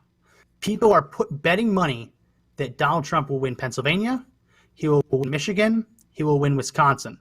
And they're betting money that he will win Nevada. They think he's going to lose Arizona. But if this plays out, if this is the result, the election winner is now, the money is on Donald Trump. It's a big deal. Real quick, let me log in and see how Joe, much. you there, buddy? I'm here. Can you hear me? Woo-hoo, I can hear you. That's all I needed to hear, my friend. I'm logging into my PredictIt account. I set this up 4 years ago. People are going to see my PredictIt finances if it lets me log in. You guys hear them playing God Bless America? No, I don't. So I got to tell you, we have 200 people here. We're having a big party. Coincidentally enough, we had 2,900 people try to register for 200 spots. So it's been a crazy night. Having a little bit of courage, liquid courage, yeah, and enjoying time with 200 other just amazing Americans. Hey, Joe, it's Josh. Hey, can I go raid your liquor cabinet here at the office? I just want to go grab one real quick. Absolutely. Go ahead. All right, I'll be right back. 100%. That's a dangerous open-ended offer.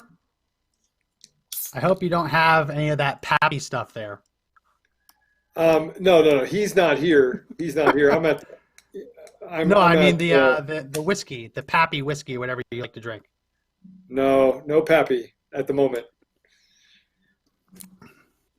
But look, So right now he's winning Pennsylvania. He's firmly won Florida, right? Yeah, Florida's done.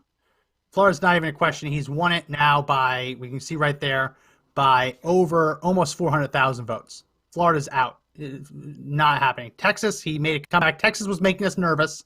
It's been a roller coaster of emotions here while you've been off. Look at Michigan, brother. Look at Michigan. I know, but here's the problem with Michigan. Michigan, you still have Wayne County.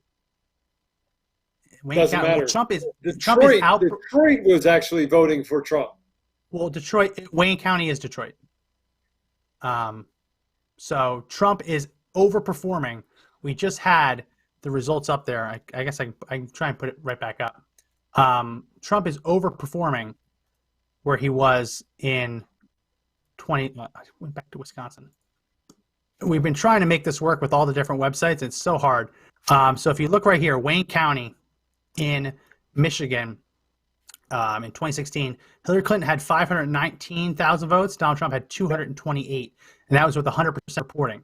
Here you look at Wayne County here, and Joe Biden's at 151, and Trump's at 116 with about a third of the vote in. So theoretically, Donald Trump has 200,000 more votes to come in if they come in at the same rate, give or take. So he looks like he's outperforming what he did last time in Wayne County, which is the county surrounding Detroit. So it's good news. And here, this is our bellwether, which I was just told I was mispronouncing, Macomb County. Donald Trump is ahead 66.87%. That is the county that created the term Reagan Democrats. Typically, whoever wins that county wins the state. Typically. So, I signed in. Let's see. There is massive voter fraud happening across the country, though. In the next 4 years, we're going to have to deal with that. Well, I only had $33 invested. That's a problem. I thought I had more money invested in Trump. I should have bought this morning. Anyway, the money now, Joe, is on Trump to win. This is predicted the marketplace. It's having a hard time loading, but people are selling Joe Biden fast.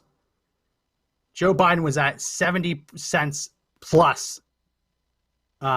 He's dropping like flies. Look, he's down to 25 cents. Oh, man, that's fantastic. I should have some shares of Trump. I don't think I bought a whole lot. But I'll wait for that to load. Money's on Trump to win. So people, that's the best poll that there is because people are watching the results, they're studying the results, and they are trying to determine where to put their money. If this all, Linda, I read off the map. Okay, people are talking about how they're reading the results. Iowa, we need Iowa to flip back. I think it will. Minnesota is going to be another tough one because Minnesota, if they run up this vote down here, because right around here, Hennepin County, if he runs up that vote like 70, if he keeps 70% of that vote, it's going to be tough for Trump to win. Still possible, but Trump doesn't have to win. If Trump keeps these states here, he's president. Yeah. Well, I mean, the Colorado vote, I got to tell you, did surprise me to go that far, that deep to the red, right? Or to the blue. Yeah. I can understand that, but there's also a lot of Marxists in Colorado now. Right? There's a ton of them. Yep. Well, 100%. And it's the vote by mail, and we haven't won anything since they went to this vote by mail type mentality. Because you can't keep track of who's lying and who's cheating. You just can't. Yeah. New Hampshire, Joe Biden seems to be walking away with New Hampshire. And I think that Trump is going to probably take that one in Maine. So I want to put up our handy dandy little map right here. So this is, make it a little bit bigger. This is our map that we've been playing around with on the podcast the last couple days. These are the way the results stand right now. If Minnesota goes blue, let's say Iowa comes to their senses and goes red, and let's say Nevada, for whatever reason, goes blue. If everything on the board right now stays that way, Donald Trump wins 295.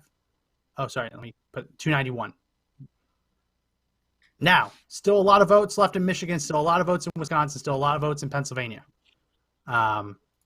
But he's close. So this is as good of a night as Donald Trump could have hoped for. We would want Arizona to be coming in a little bit better. But right now, everything that Trump would want, coming in right he's now? getting. Arizona right now is coming in 73 to 88% of the vote in, and Joe Biden's leading by 108,000 votes. So the question is there enough left out there? That's the ultimate question.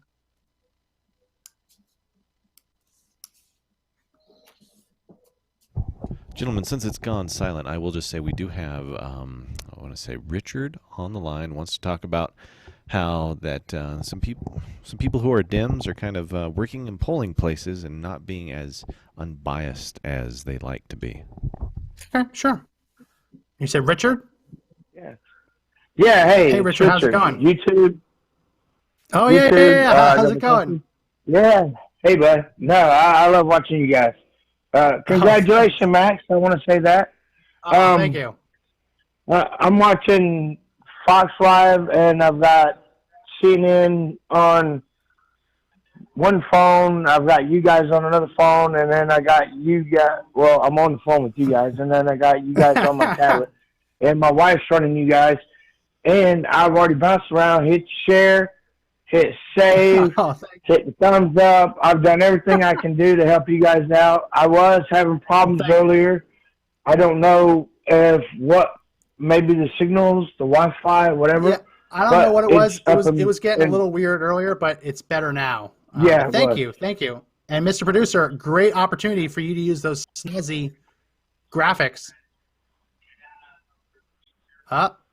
There we go. There you go, Josh. Oh, man, I put it over Joe. I'm so sorry, Joe. I didn't know that was going to hit you there in the mouth. I'm good. I have to stand across the room because I got you guys half muted on my other devices. Yeah.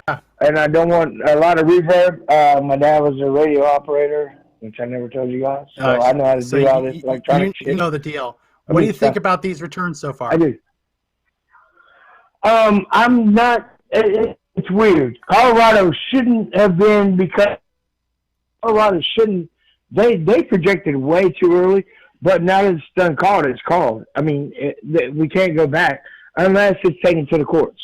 Now there are some things which I have on my Facebook, so I've got to legally turn this woman in. A girl I went to school with, of color, obviously. Well, not obviously, but a girl of color obviously. Who is the what? Not obviously. Okay, keep going. What'd she do? Was she an election Yeah, judge not obviously. Yeah, she's a poll worker. And she's wearing her garb, and then she posts who she's voting for because she voted early. But then she's working the polls. Mm-hmm. And there are some indiscrepancies that happened to come up at our polls here in Hillsborough County, which showed blue. Which should not have showed blue because I know that a lot of people here, this is actually a red county. Pinellas is a blue county. It's like I know a lot of people up there. Right here. So Hillsborough County in Florida, right there, has Tampa, Joe Biden Florida. leading. Tampa, Florida. Yeah, Joe Biden leading 372 to Trump's 324. So you think that should have been a little higher for Trump? Right. It should have been a lot higher for Trump. If you have not seen the videos, I can say this because it is a public site. Go to Tampa Trump /Florida on Facebook, and it was projected here. We were already projected. The votes were way in early for Trump, but all of a sudden they're not there. And then I know a lot of postal workers that I personally know that are Biden supporters. I know of one that told me she knows of one of her friends who's also a Biden supporter dumped some ballots. Ballots. Right as you're saying this, I want to call into attention that Rhode Island is now 38 to 46% in, and every single county is Trump. Okay, hang on. Let me look. Very interesting. That's Rhode Island? Yeah. Is that normal? No. Sorry, gang, I lost that caller. Oh, we lost him. Okay. Well, call back, Richard. I'm sorry, we lost you. We do have Rhode Island. Tiana on the line, though, in just a moment.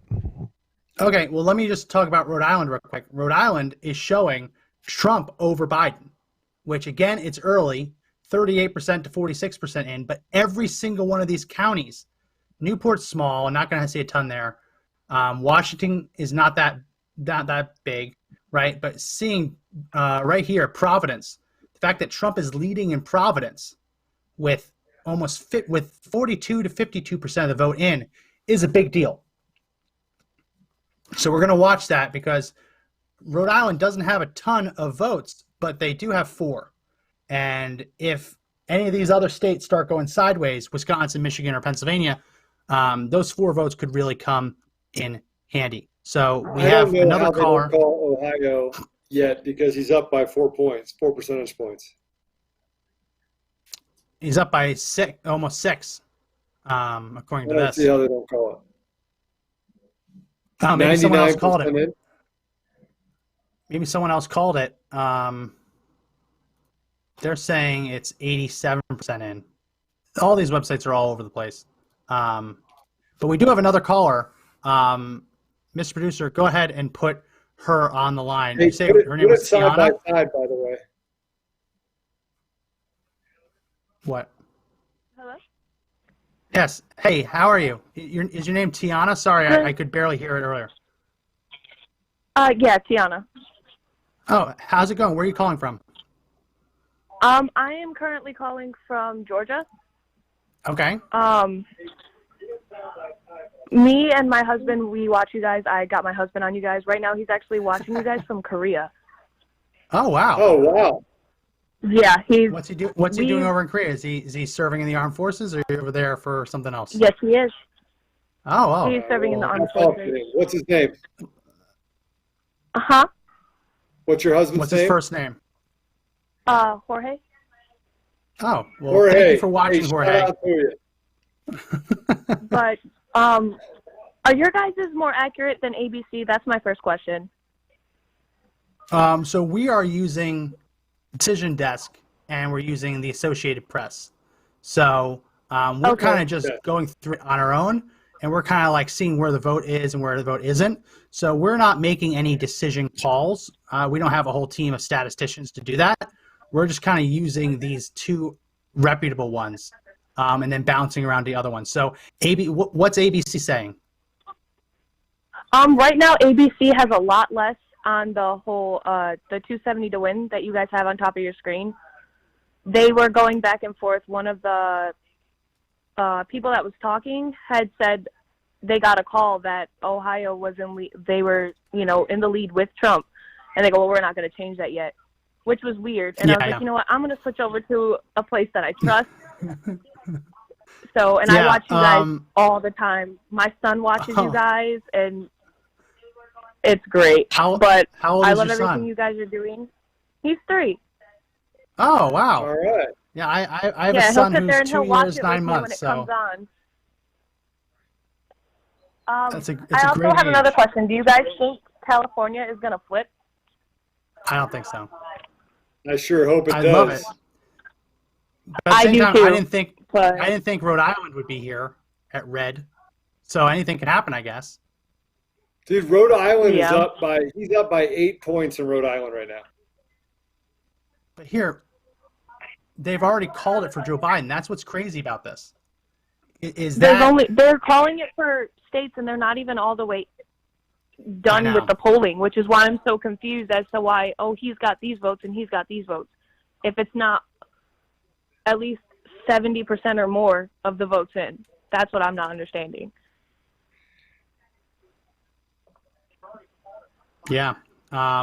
So the Associated Press, let me put this up, in Rhode Island, the Associated Press just called that a Republican has ousted their House Speaker. So there's a Republican surge in Rhode Island right now, whether they want to talk about it or not. They've already called it.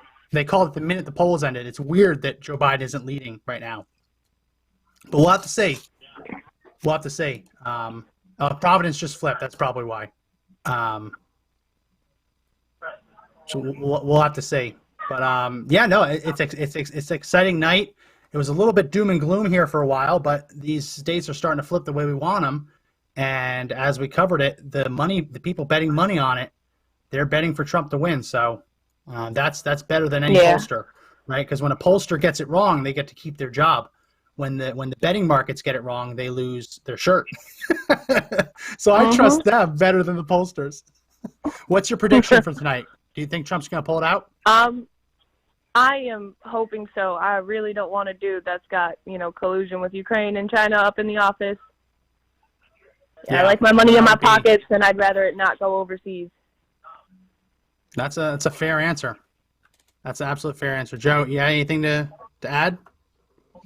Yeah, look, I think that I'm trying to do a little bit of research while I'm on there checking phones and things like that.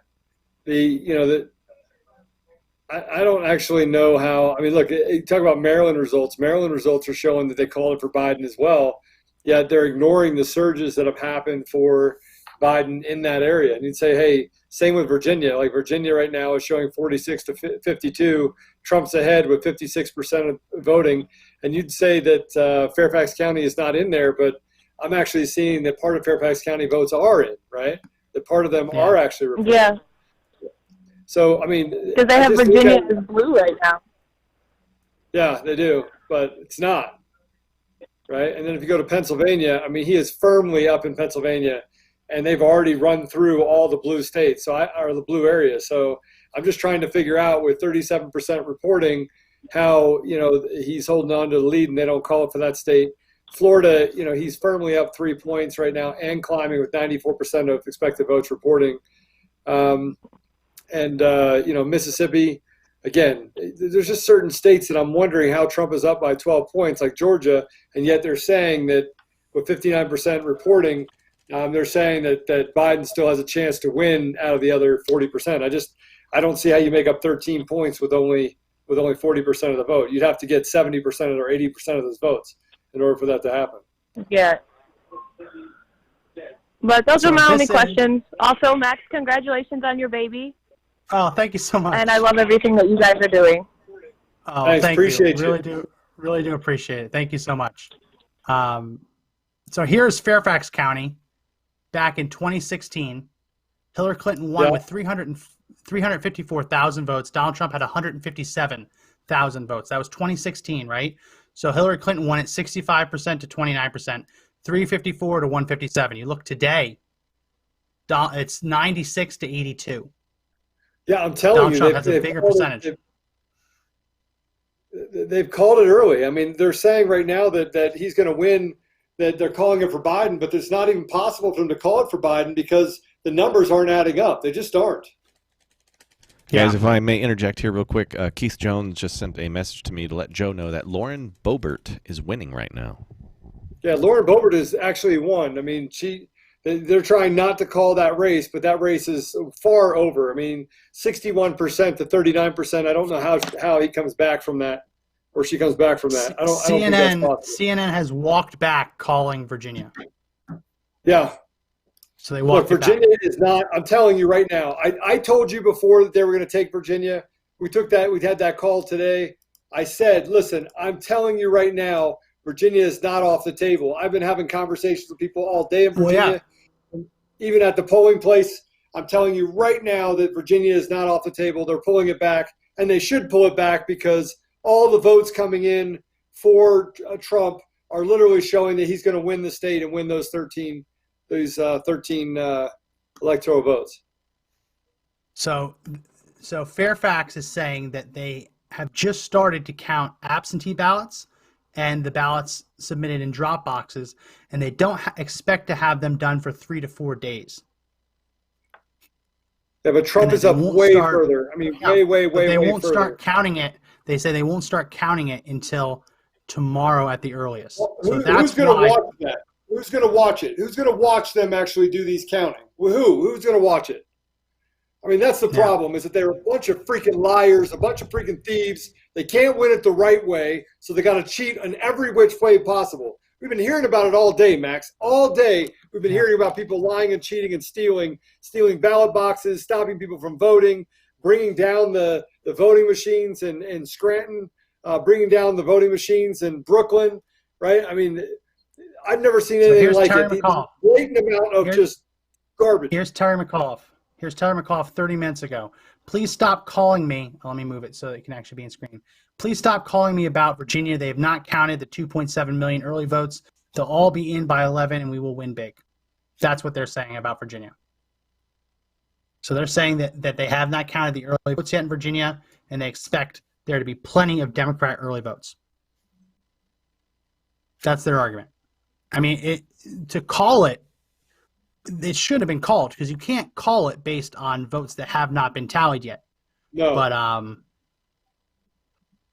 But it's whether or not Republicans will win or not, I don't know. But you can't tally it. You can't just come out and say that it's called. So here is predict it. Money's still on Trump to win Pennsylvania. Money's on him to win Michigan. Money's on him to win Wisconsin, and it just reloaded. So we still have the money is on them. Oh, we were looking earlier about where Kanye West is on the ballot. So that's how the race is shaping up. I'm nervous about Iowa because I don't know enough about Iowa to tell whether or not this should make me nervous. There's still a lot of counties that haven't come in yet, but for Biden to be leading Iowa by 140,000 votes. I think you're fine. I still think he's fine. Rhode Island is still red. It's a little engine that could. I think Rhode Island's flipped in Google, though. Yeah, Rhode Island flipped. No, they called it. They called it for Biden, but they haven't flipped it yet. It's interesting. I bet you that Rhode Island probably hasn't counted their early ballots yet either. Yeah, Biden's starting to come ahead. We'll see. It's fun while it lasted. Maybe Trump will win it. It'd be nice to flip a state, even if it is only 4 electoral votes. Well,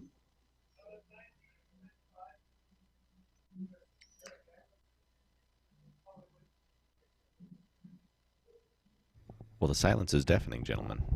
I just can't believe how. Well, much listen, we're just trying to, Yeah, I know. It just sorry. bugs me with all these non-counted votes. I just smell fraud coming up in all of this. I have a TV next to me. I have a TV next to me set up with a Chromecast, and my wife just started casting a dinosaur show for my son on it. So I just had to mute myself and turn it off. Yeah, it's back to the predict it. So money's starting to shift a little bit towards Biden with Wisconsin and Michigan, but it's still strong. I mean, there's a lot of people that lost a lot of money betting on Biden today at 70, 80 cents in those states.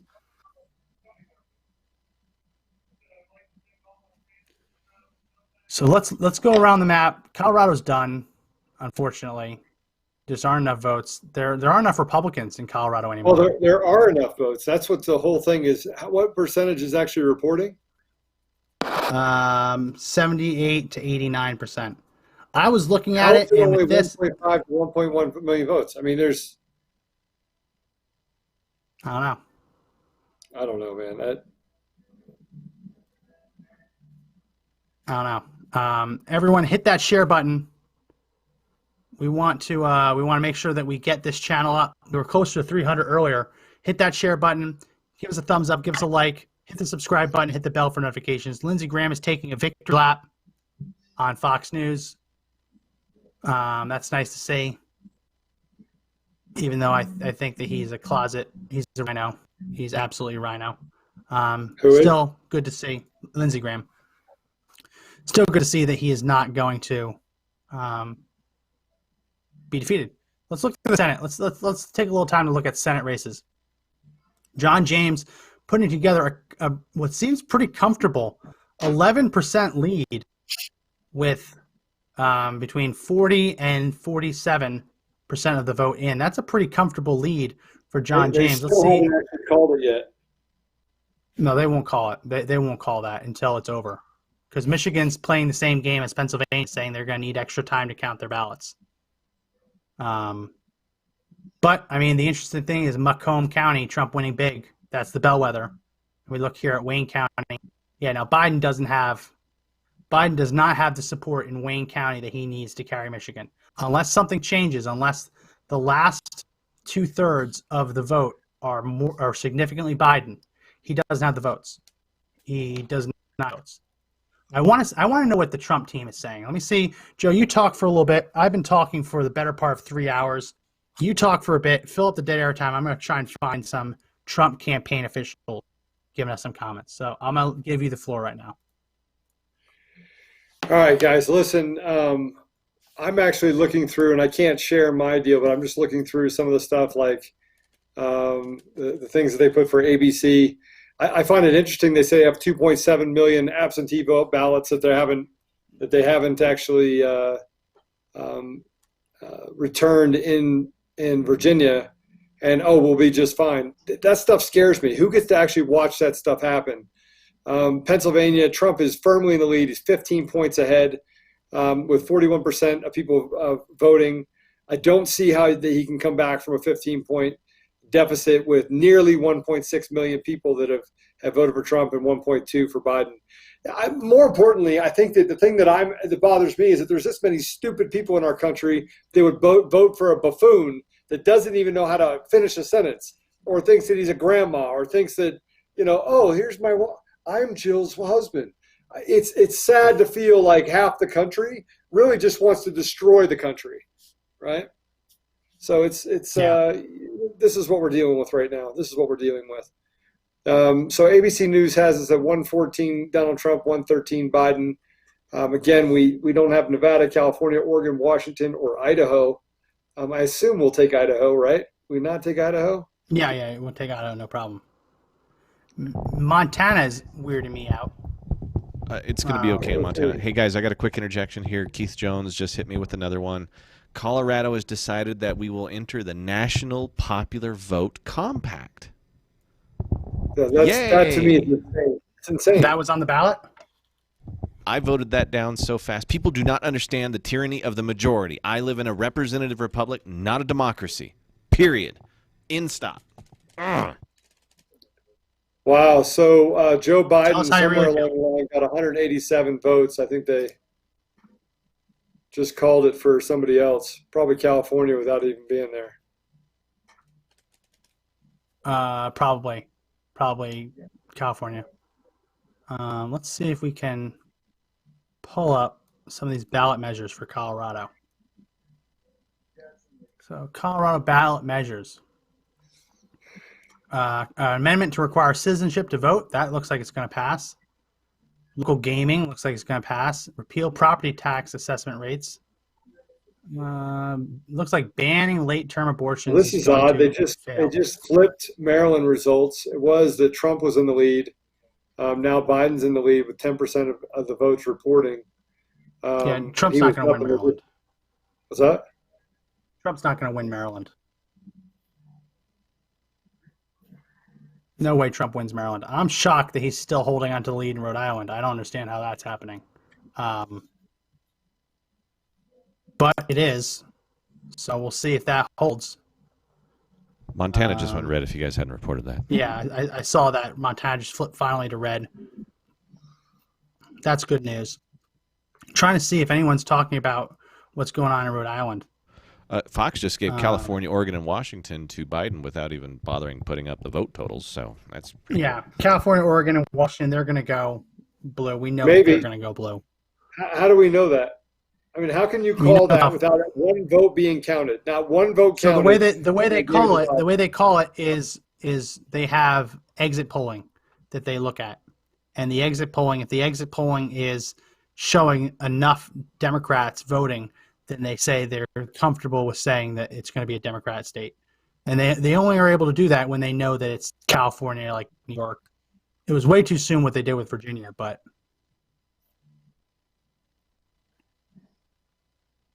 trying to find Well, what's they're going on not. with They're Rhode not Island. calling Michigan. I don't know how they're not calling Trump for Ohio. Ohio is up by 400,000 with 16% left.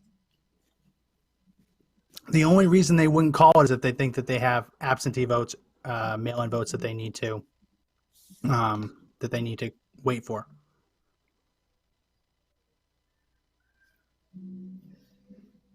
Yeah, there's no one's really explaining what's going on with Rhode Island. It'll be interesting. I want to know what's going on with leftists. So give me a second. I'm going to try and find the Young Turks and see if we can react to them for a little bit. So, because if anyone remembers, the Young Turks, they're the ones that went completely nuts when Trump lost. So let's see if we can. Oh, we can't. Mr. Producer, you're gonna have to find it. You're gonna have to, because the audio won't come through for me. What am I looking for? The Young Turks?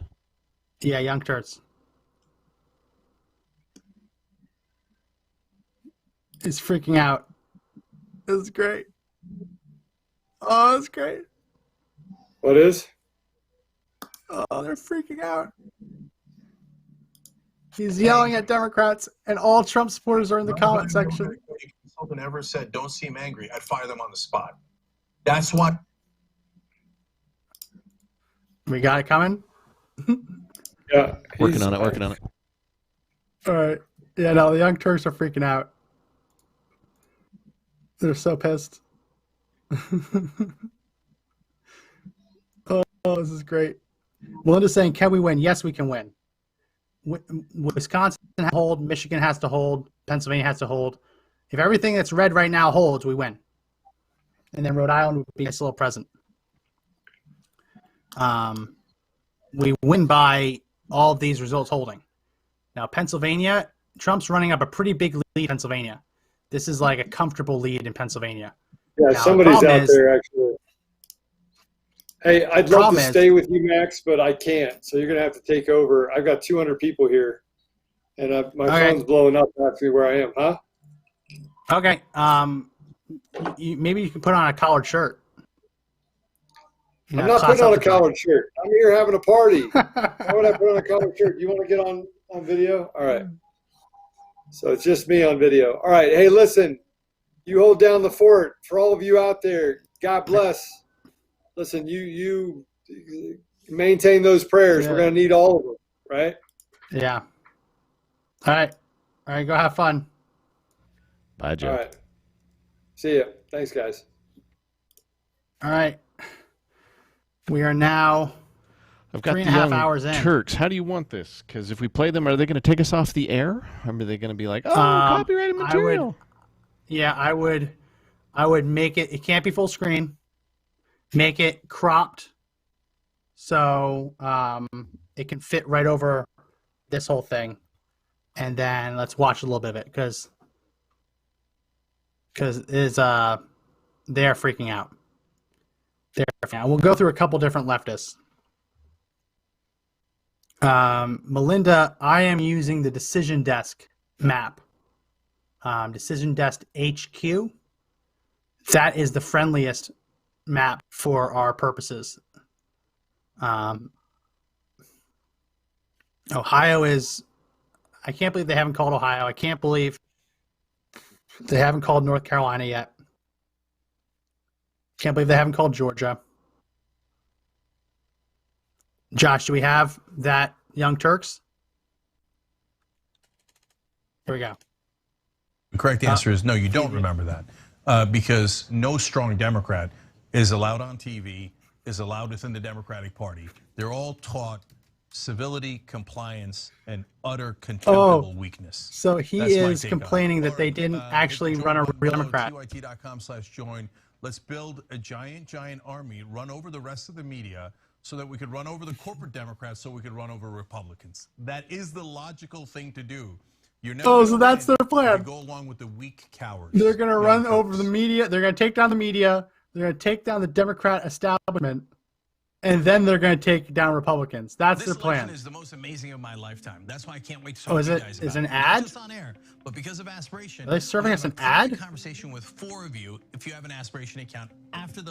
Oh, so they have ads that they're running in between. That's fine. That's fine. They have ads that they're running.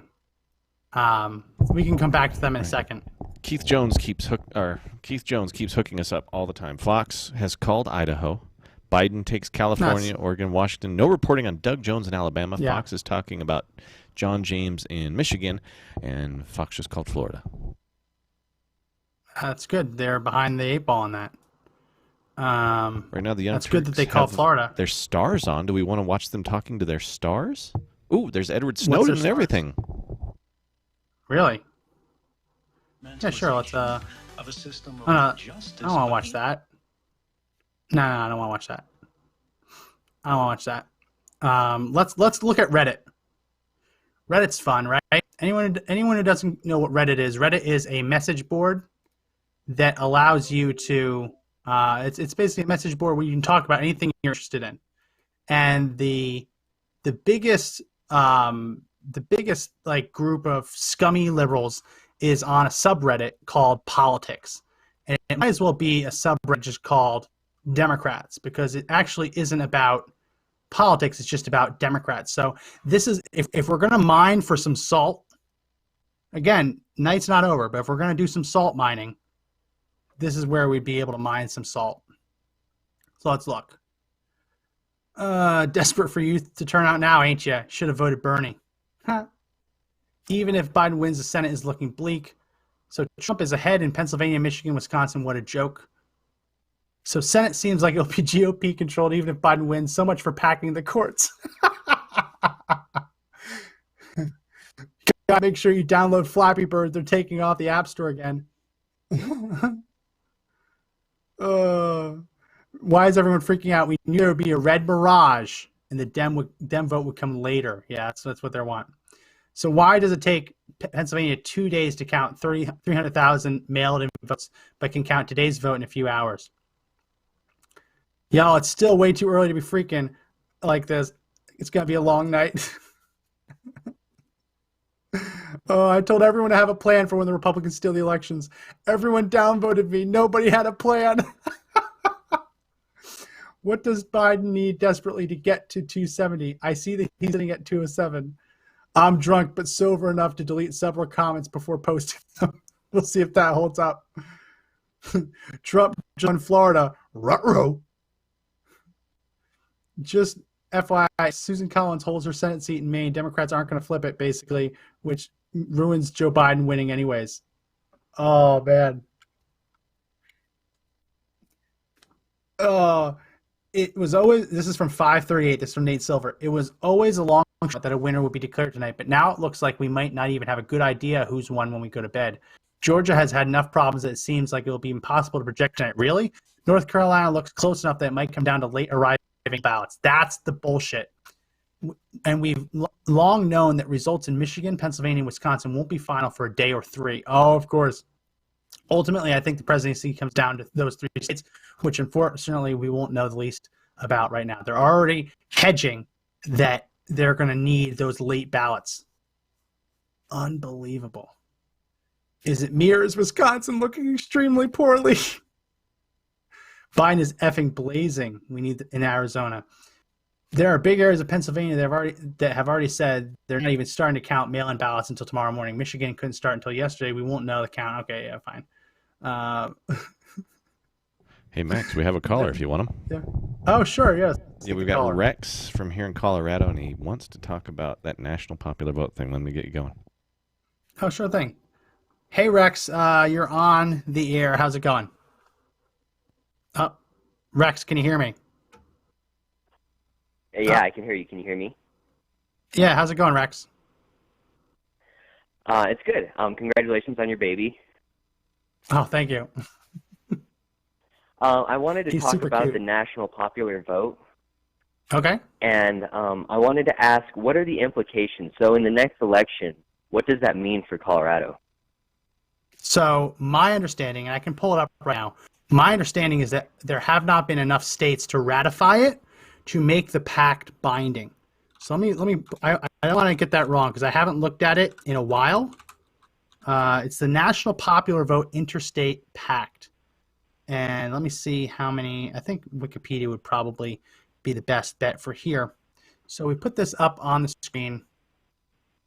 These are the states that have already had it.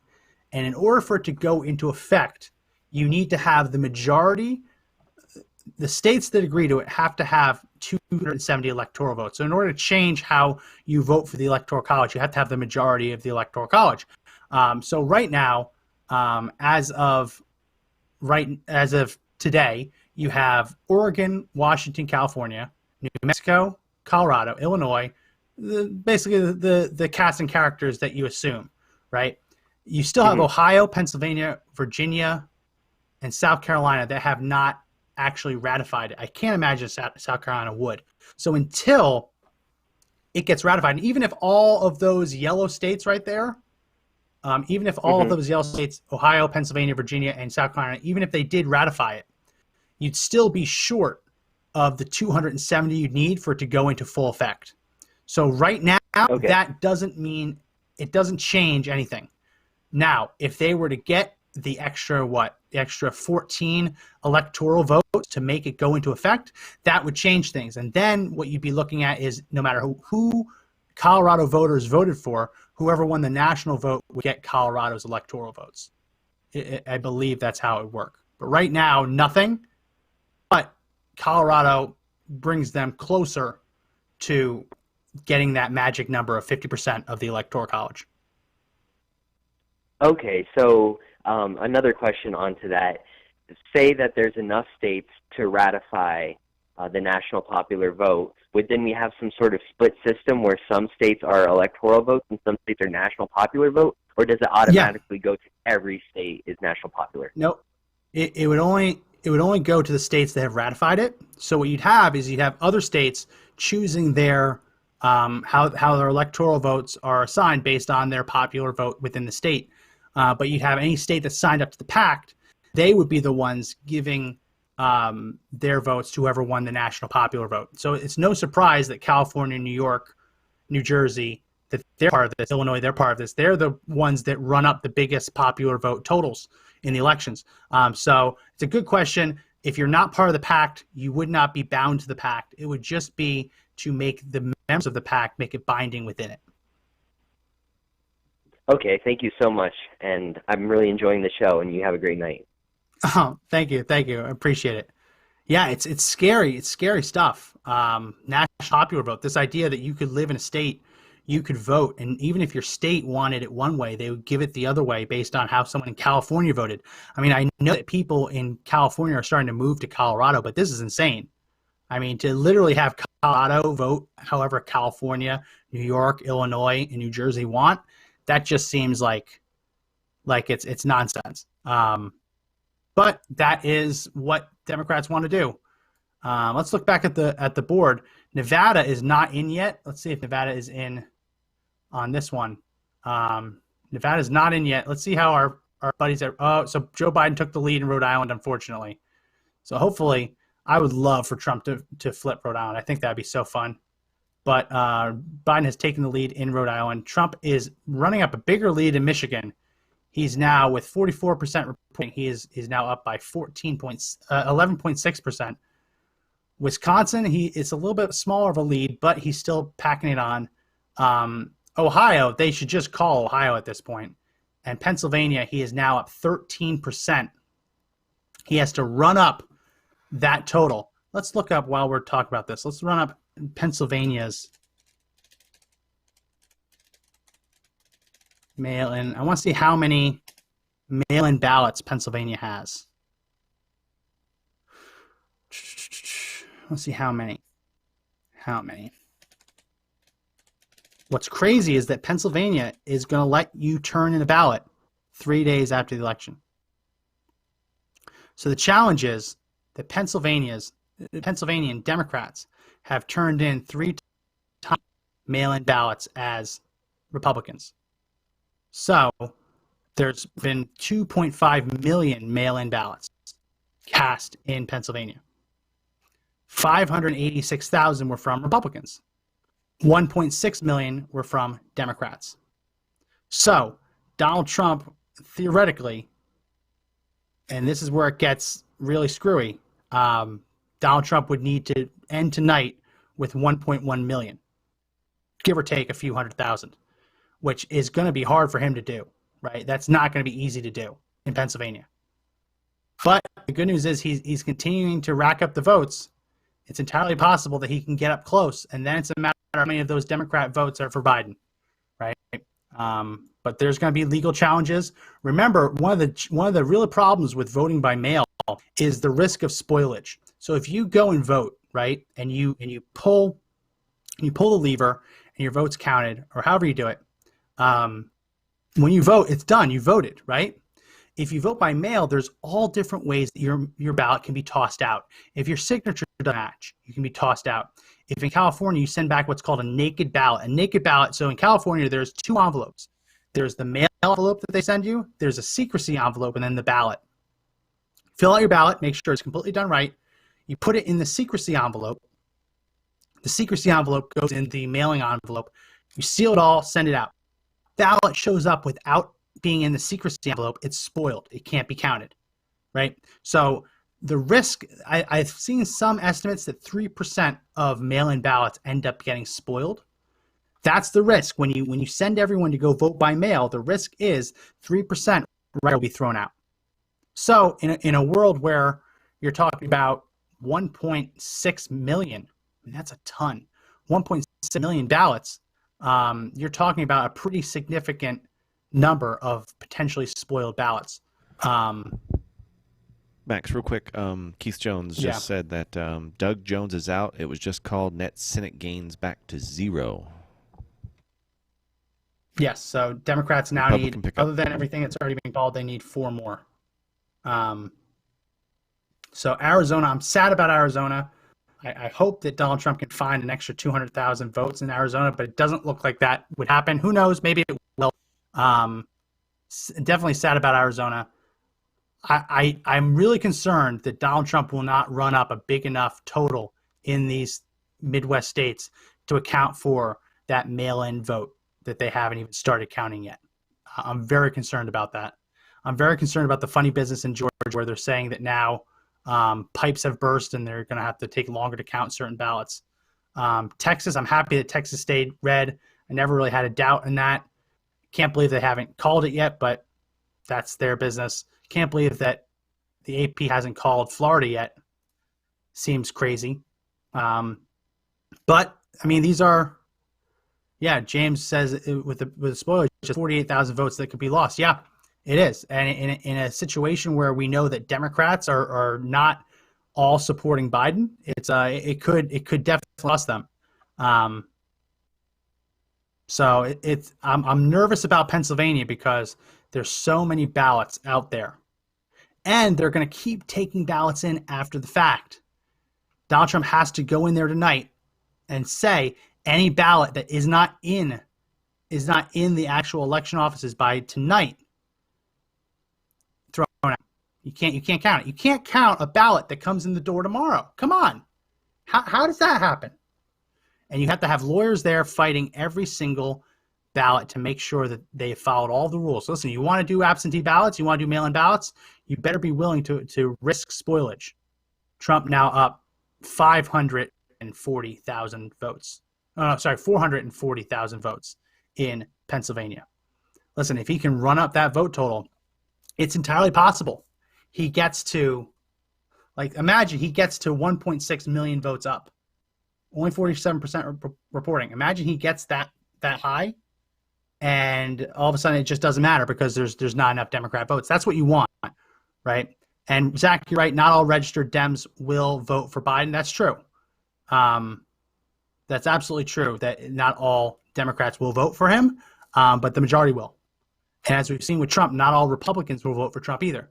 So it kind of ends up being a wash. But sure, we can say that. I'm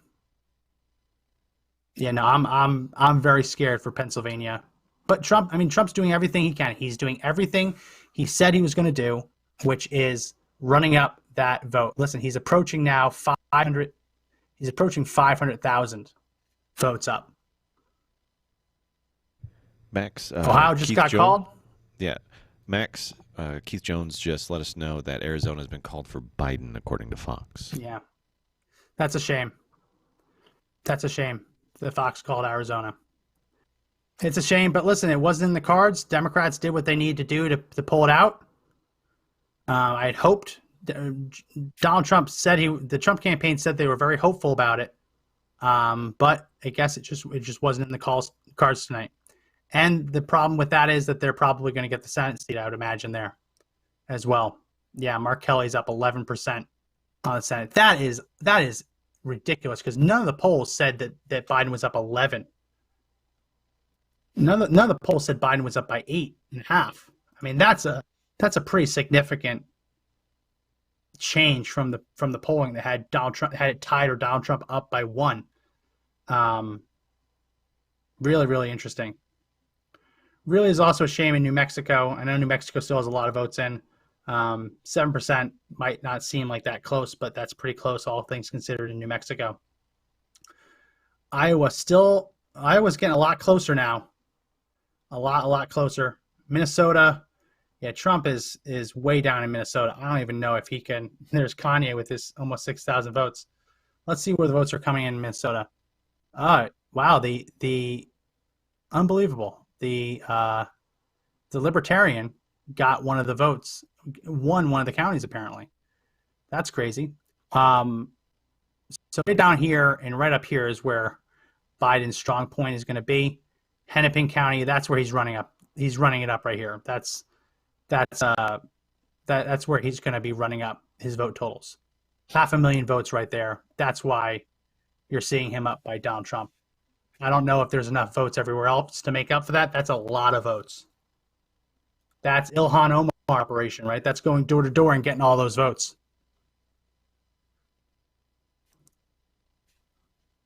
Robert saying Iowa is red according to Fox. Yeah, I imagine that Iowa probably is. This might be a little bit behind. This only has Donald Trump 5,000 votes behind. Yeah, here it says he's ahead by 1,000 votes. Still very close.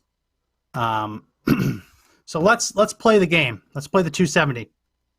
I'm going to go into this game assuming that Pennsylvania has some tricks and that Trump doesn't win Pennsylvania. We're going to play the game. Let's do it. So here we are. Let's assume that Donald Trump doesn't win Pennsylvania. They pull their tricks. The Republicans aren't able to stop them, and it goes blue. Joe Biden is at, well, we have to give him, right now he's ahead in the Nebraska district. So are we good everywhere else? Yeah, we're good everywhere else. So if Joe Biden wins Pennsylvania, Donald Trump has to win both with Wisconsin and Michigan in order to become president. Unless flipped somewhere else that we don't know about. I mean, technically Nevada is still on the table. I don't know if they called it yet, but if he doesn't flip it, if he doesn't flip Nevada, then he has to win Wisconsin and Michigan to become president. Now, if he wanted to lose those two, he has to win two of these three. So if they pull some funny business with Pennsylvania, he has to win Wisconsin and Michigan to be president. Now, he could win Wisconsin and Pennsylvania. He's also then president. Let's add Nevada into the mix. I think that he could. No, he still needs to win two of these Midwesterns. Yeah, so that's the game, folks.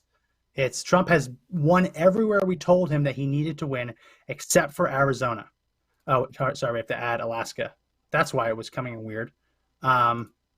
So let's see. Yeah, Trump still needs to win 2 of them. Alaska is what I was missing there. So he's done pretty much everything we asked him to do, except for Arizona. Arizona is unfortunate, but everywhere else he's ahead or has already won. So the real question is, can he hold on to at least 2 of these 3 states? Wisconsin, Michigan, Pennsylvania. Can he do it? Definitely possible. Let's look at what Wisconsin's at. Someone just said Wisconsin's 70% Trump. Is it really? Wisconsin's 51% Trump. Don't get me all excited. Yeah, Wisconsin's 51%. Let me look and see how Wisconsin's doing mail-in ballots.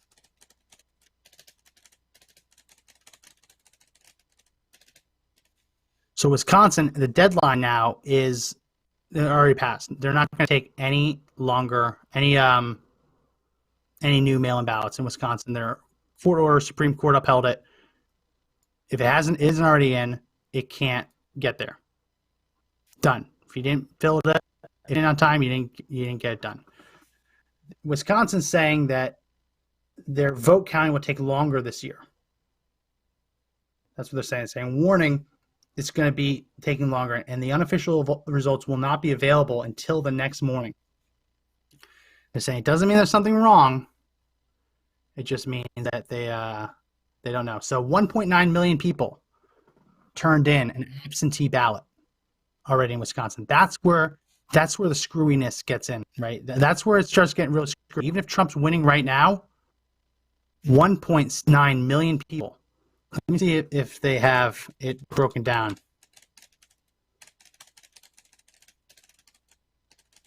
See if they have it broken down by party.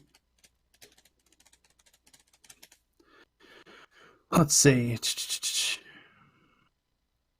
I don't know if they have. Let's see. Let's see. 92 million. I'm trying to see. I'm finding all these articles about like other states. No, so they're not telling me. If anyone knows where they are, let me know. That's what's screwy, right? It's these mail-in ballots that have been sitting there, and they're going to count them late. It's going to be tough. Like 1.9 million mail-in ballots, and the majority of them are Democrats. That's a big ask, right? That's a big. That's hard, right? And I think Michigan's going to have the same thing. I think that they're going to try some. I think this is going to be a fight. It's going to be the fight of our lives to make sure that these mail-in ballots don't get rushed through. I don't want to be the pessimist. It just has me really, really nervous, especially with North Carolina and Pennsylvania accepting them after the fact. It just seems really screwy. But right now it looks like the money markets are still on Trump. Is Maxine Waters losing big? Someone just said that. Oh, don't get me excited. Let's find her. We're finding it. Where is she? Keith Jones wanted to have me tell you that McSally has lost. D is now +1 on the seat gain for Senate. Yeah. We knew that McSally was going to lose. If they called Arizona, that McSally was going to lose. We knew that was going to happen. Let's see. We want Maxine Waters. Results. Let's find her. Let's find Maxine Waters results. Now, Maxine Waters is winning big. Who's saying that Maxine Waters is losing? She's winning with like 77% of the vote. I gotta stop listening to you people. So Bree says in Michigan, many Republicans got absentee and delivered by hand. That's interesting. I don't know Michigan. I know that Wisconsin says that they have a lot of Democrat absentee ballots. Let's see Michigan. Your vote.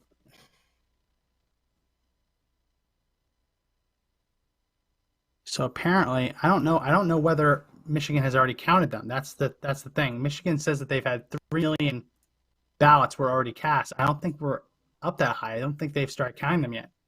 Yeah, no, that's where this gets so screwy, where Trump is winning and all of a sudden they're going to say, oh no, by the way, here's a bunch of ballots. Listen, he did everything he needed to do. We're just going to need to know whether it was enough or not. And the good news in Michigan is that look right here at Wayne County, if Wayne County stays this way in early mail-in voting as well, with it being 55-42. Remember, Hillary Clinton ran over 60% in this. If it ends up being that same kind of split, Donald Trump can win this. He can win that state easily. It's gonna be close. It's gonna be very, very close.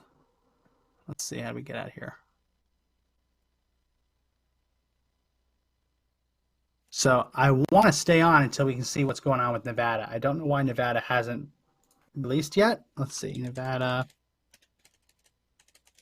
Maybe some other channel has Nevada. Why isn't Nevada posting their results?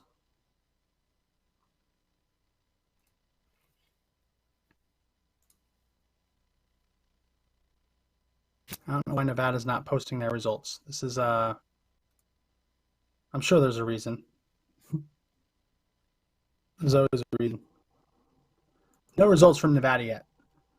That was supposed to have happened a while ago. Oh, wait, hold on. Nevada state results delayed an hour after judge rules to keep some polling locations open later. Okay, so that's what happened. So they are now keeping polling places open until 8 p.m. Pacific time. So that should be right around now. It should have already passed, right? 8 p.m. Pacific, 10 p.m. Central. What time is it now? I don't even know what time it is. What time is it, Mr. Producer? It is 9:33 Colorado time, so 9:33 Mountain. So that they should have closed. So we should have had that. Should have closed 8 my time, so it was an hour and a half ago. Yeah. No, it should have closed 9 your time. 9 o'clock. What time does it say the Eastern they close? 8 Pacific. All right, so they should have already have done something about it. Keith Jones has just let me know that Fox has called Corin for Texas, but haven't called Texas for Trump. Yeah, no, they won't do that until they feel confident. I really want to wait for Nevada, but this has been a really long stream. And the more I think about these absentee votes, the more frustrating it gets that Wisconsin has a lot of votes that they haven't even counted yet. It's so frustrating. But listen, this is how it goes this year. They're going to mail in as many votes as they have, and it's up to us to disqualify as many of the bad ones as we can, because there's going to be a ton. There's going to be an absolute ton. So let me go one time back through 538 and see what Nate Silver is saying. Let's see. Biden could narrowly win the Electoral College. Okay.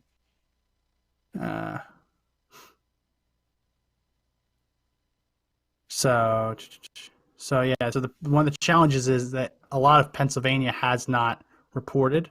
A lot of Philadelphia has not reported. So that's the challenge. Let's go ahead and put this up. This is what they are saying now at 5:38, that the Republican votes were on Election Day with some Democrat votes, and then you have mail-in votes from Democrats that have to be done later, and Republican votes later that have to be counted later. So the question is, what's going to come out ahead? Who's going to come out ahead in that? How do you measure it? It's like a wash. That looks like it's a wash. If that's the scale, that's like a wash. I don't know. It's going to be very, very close. Pennsylvania is going to be very, very close. If Smells that like many Republican fraud. ballots. Smells like fraud. Yeah, it's we'll see. We'll have to see. It's going to be close. It's definitely going to be close in Pennsylvania. But listen, Trump did everything that he needed to do, getting the leads in these states going into the night. Again, it's going to be up to us to make sure that it doesn't get screwy, because they're going to try their games. They're going to try and find their ballots in parked cars. They're going to try and say, "Oh no, we had a rental car." I saw a video today, a picture today of someone in Pennsylvania just loading a crate of ballots into a personal car. There's a lot of stuff. We're going to have to make sure that any ballot that was spoiled has to be disqualified. And it's going to be close. One way or another, it's going to be very, very close. Well, I think that, Mr. Producer, we should probably call it a night soon, just because we've been going for 4 hours at this point. And it doesn't look like we're going to get any more results in tonight. We might get some more trickled results in from Minnesota, might get some more results in from Wisconsin, Michigan, and Pennsylvania. But it feels like it would be better for us to at least go to bed on a high note with this stream than risk coming all the way up to that mountaintop and then having our stomach, our guts punched with some craziness. So what do you think about calling it here, Mr. Producer? Well, I went ahead and hit the bumper music. No, hit the bumper music. So that means it has to. It has to end. It has to end. It has to end now. I'll just leave us with this. This is predicted. This is their market. This is people betting. This is people putting their money where their mouth is. People putting their money where their mouth is. They are saying that Donald Trump has a 66% chance of winning the presidency. What that means is that you saying he's willing to pay 66 cents for the opportunity to win $1. That's what that says. And Biden has now shrunk to 38 cents. If they were as worried about the mail-in vote, that would be probably a little bit inverted. So we will see. We'll have to see tomorrow. We will not have a call tonight, at least not on our show. 4 hours is a long time. I've been sitting down in the same spot forever. My butt hurts. I gotta go and shake it out, walk around a little bit. So that's going to be it for this edition of our special edition of the podcast. We'll be back tomorrow. Joe won't be on, but it'll be me. We'll be making sense of all of this, figuring out whatever happened in between when we sign off tonight and tomorrow morning. We'll be back live tomorrow at 2 p.m. Eastern, so make sure you tune in then on Facebook, YouTube. We're going to publish this version on the audio version of our podcast. If you don't follow us already, subscribe already to the audio version, make sure you can do it on Apple Podcasts. If you have an iPhone or MacBook, you can do it on Google Play Store. If you have an Android, we're on Spotify, we're on TuneIn, we're on iHeartRadio, we're on Pandora, we are on Podbean. Pretty much everywhere you listen to podcasts, you can find our podcast. So make sure you subscribe to the audio version. It really does help us out a lot. So that's going to be it for this edition of the special edition of the podcast. My name is Max McGuire. Joe had to jump off early to go party. Remember that the fight to take back our country, as we see from this map, clearly isn't over, but the only way we win is if we stand and fight together.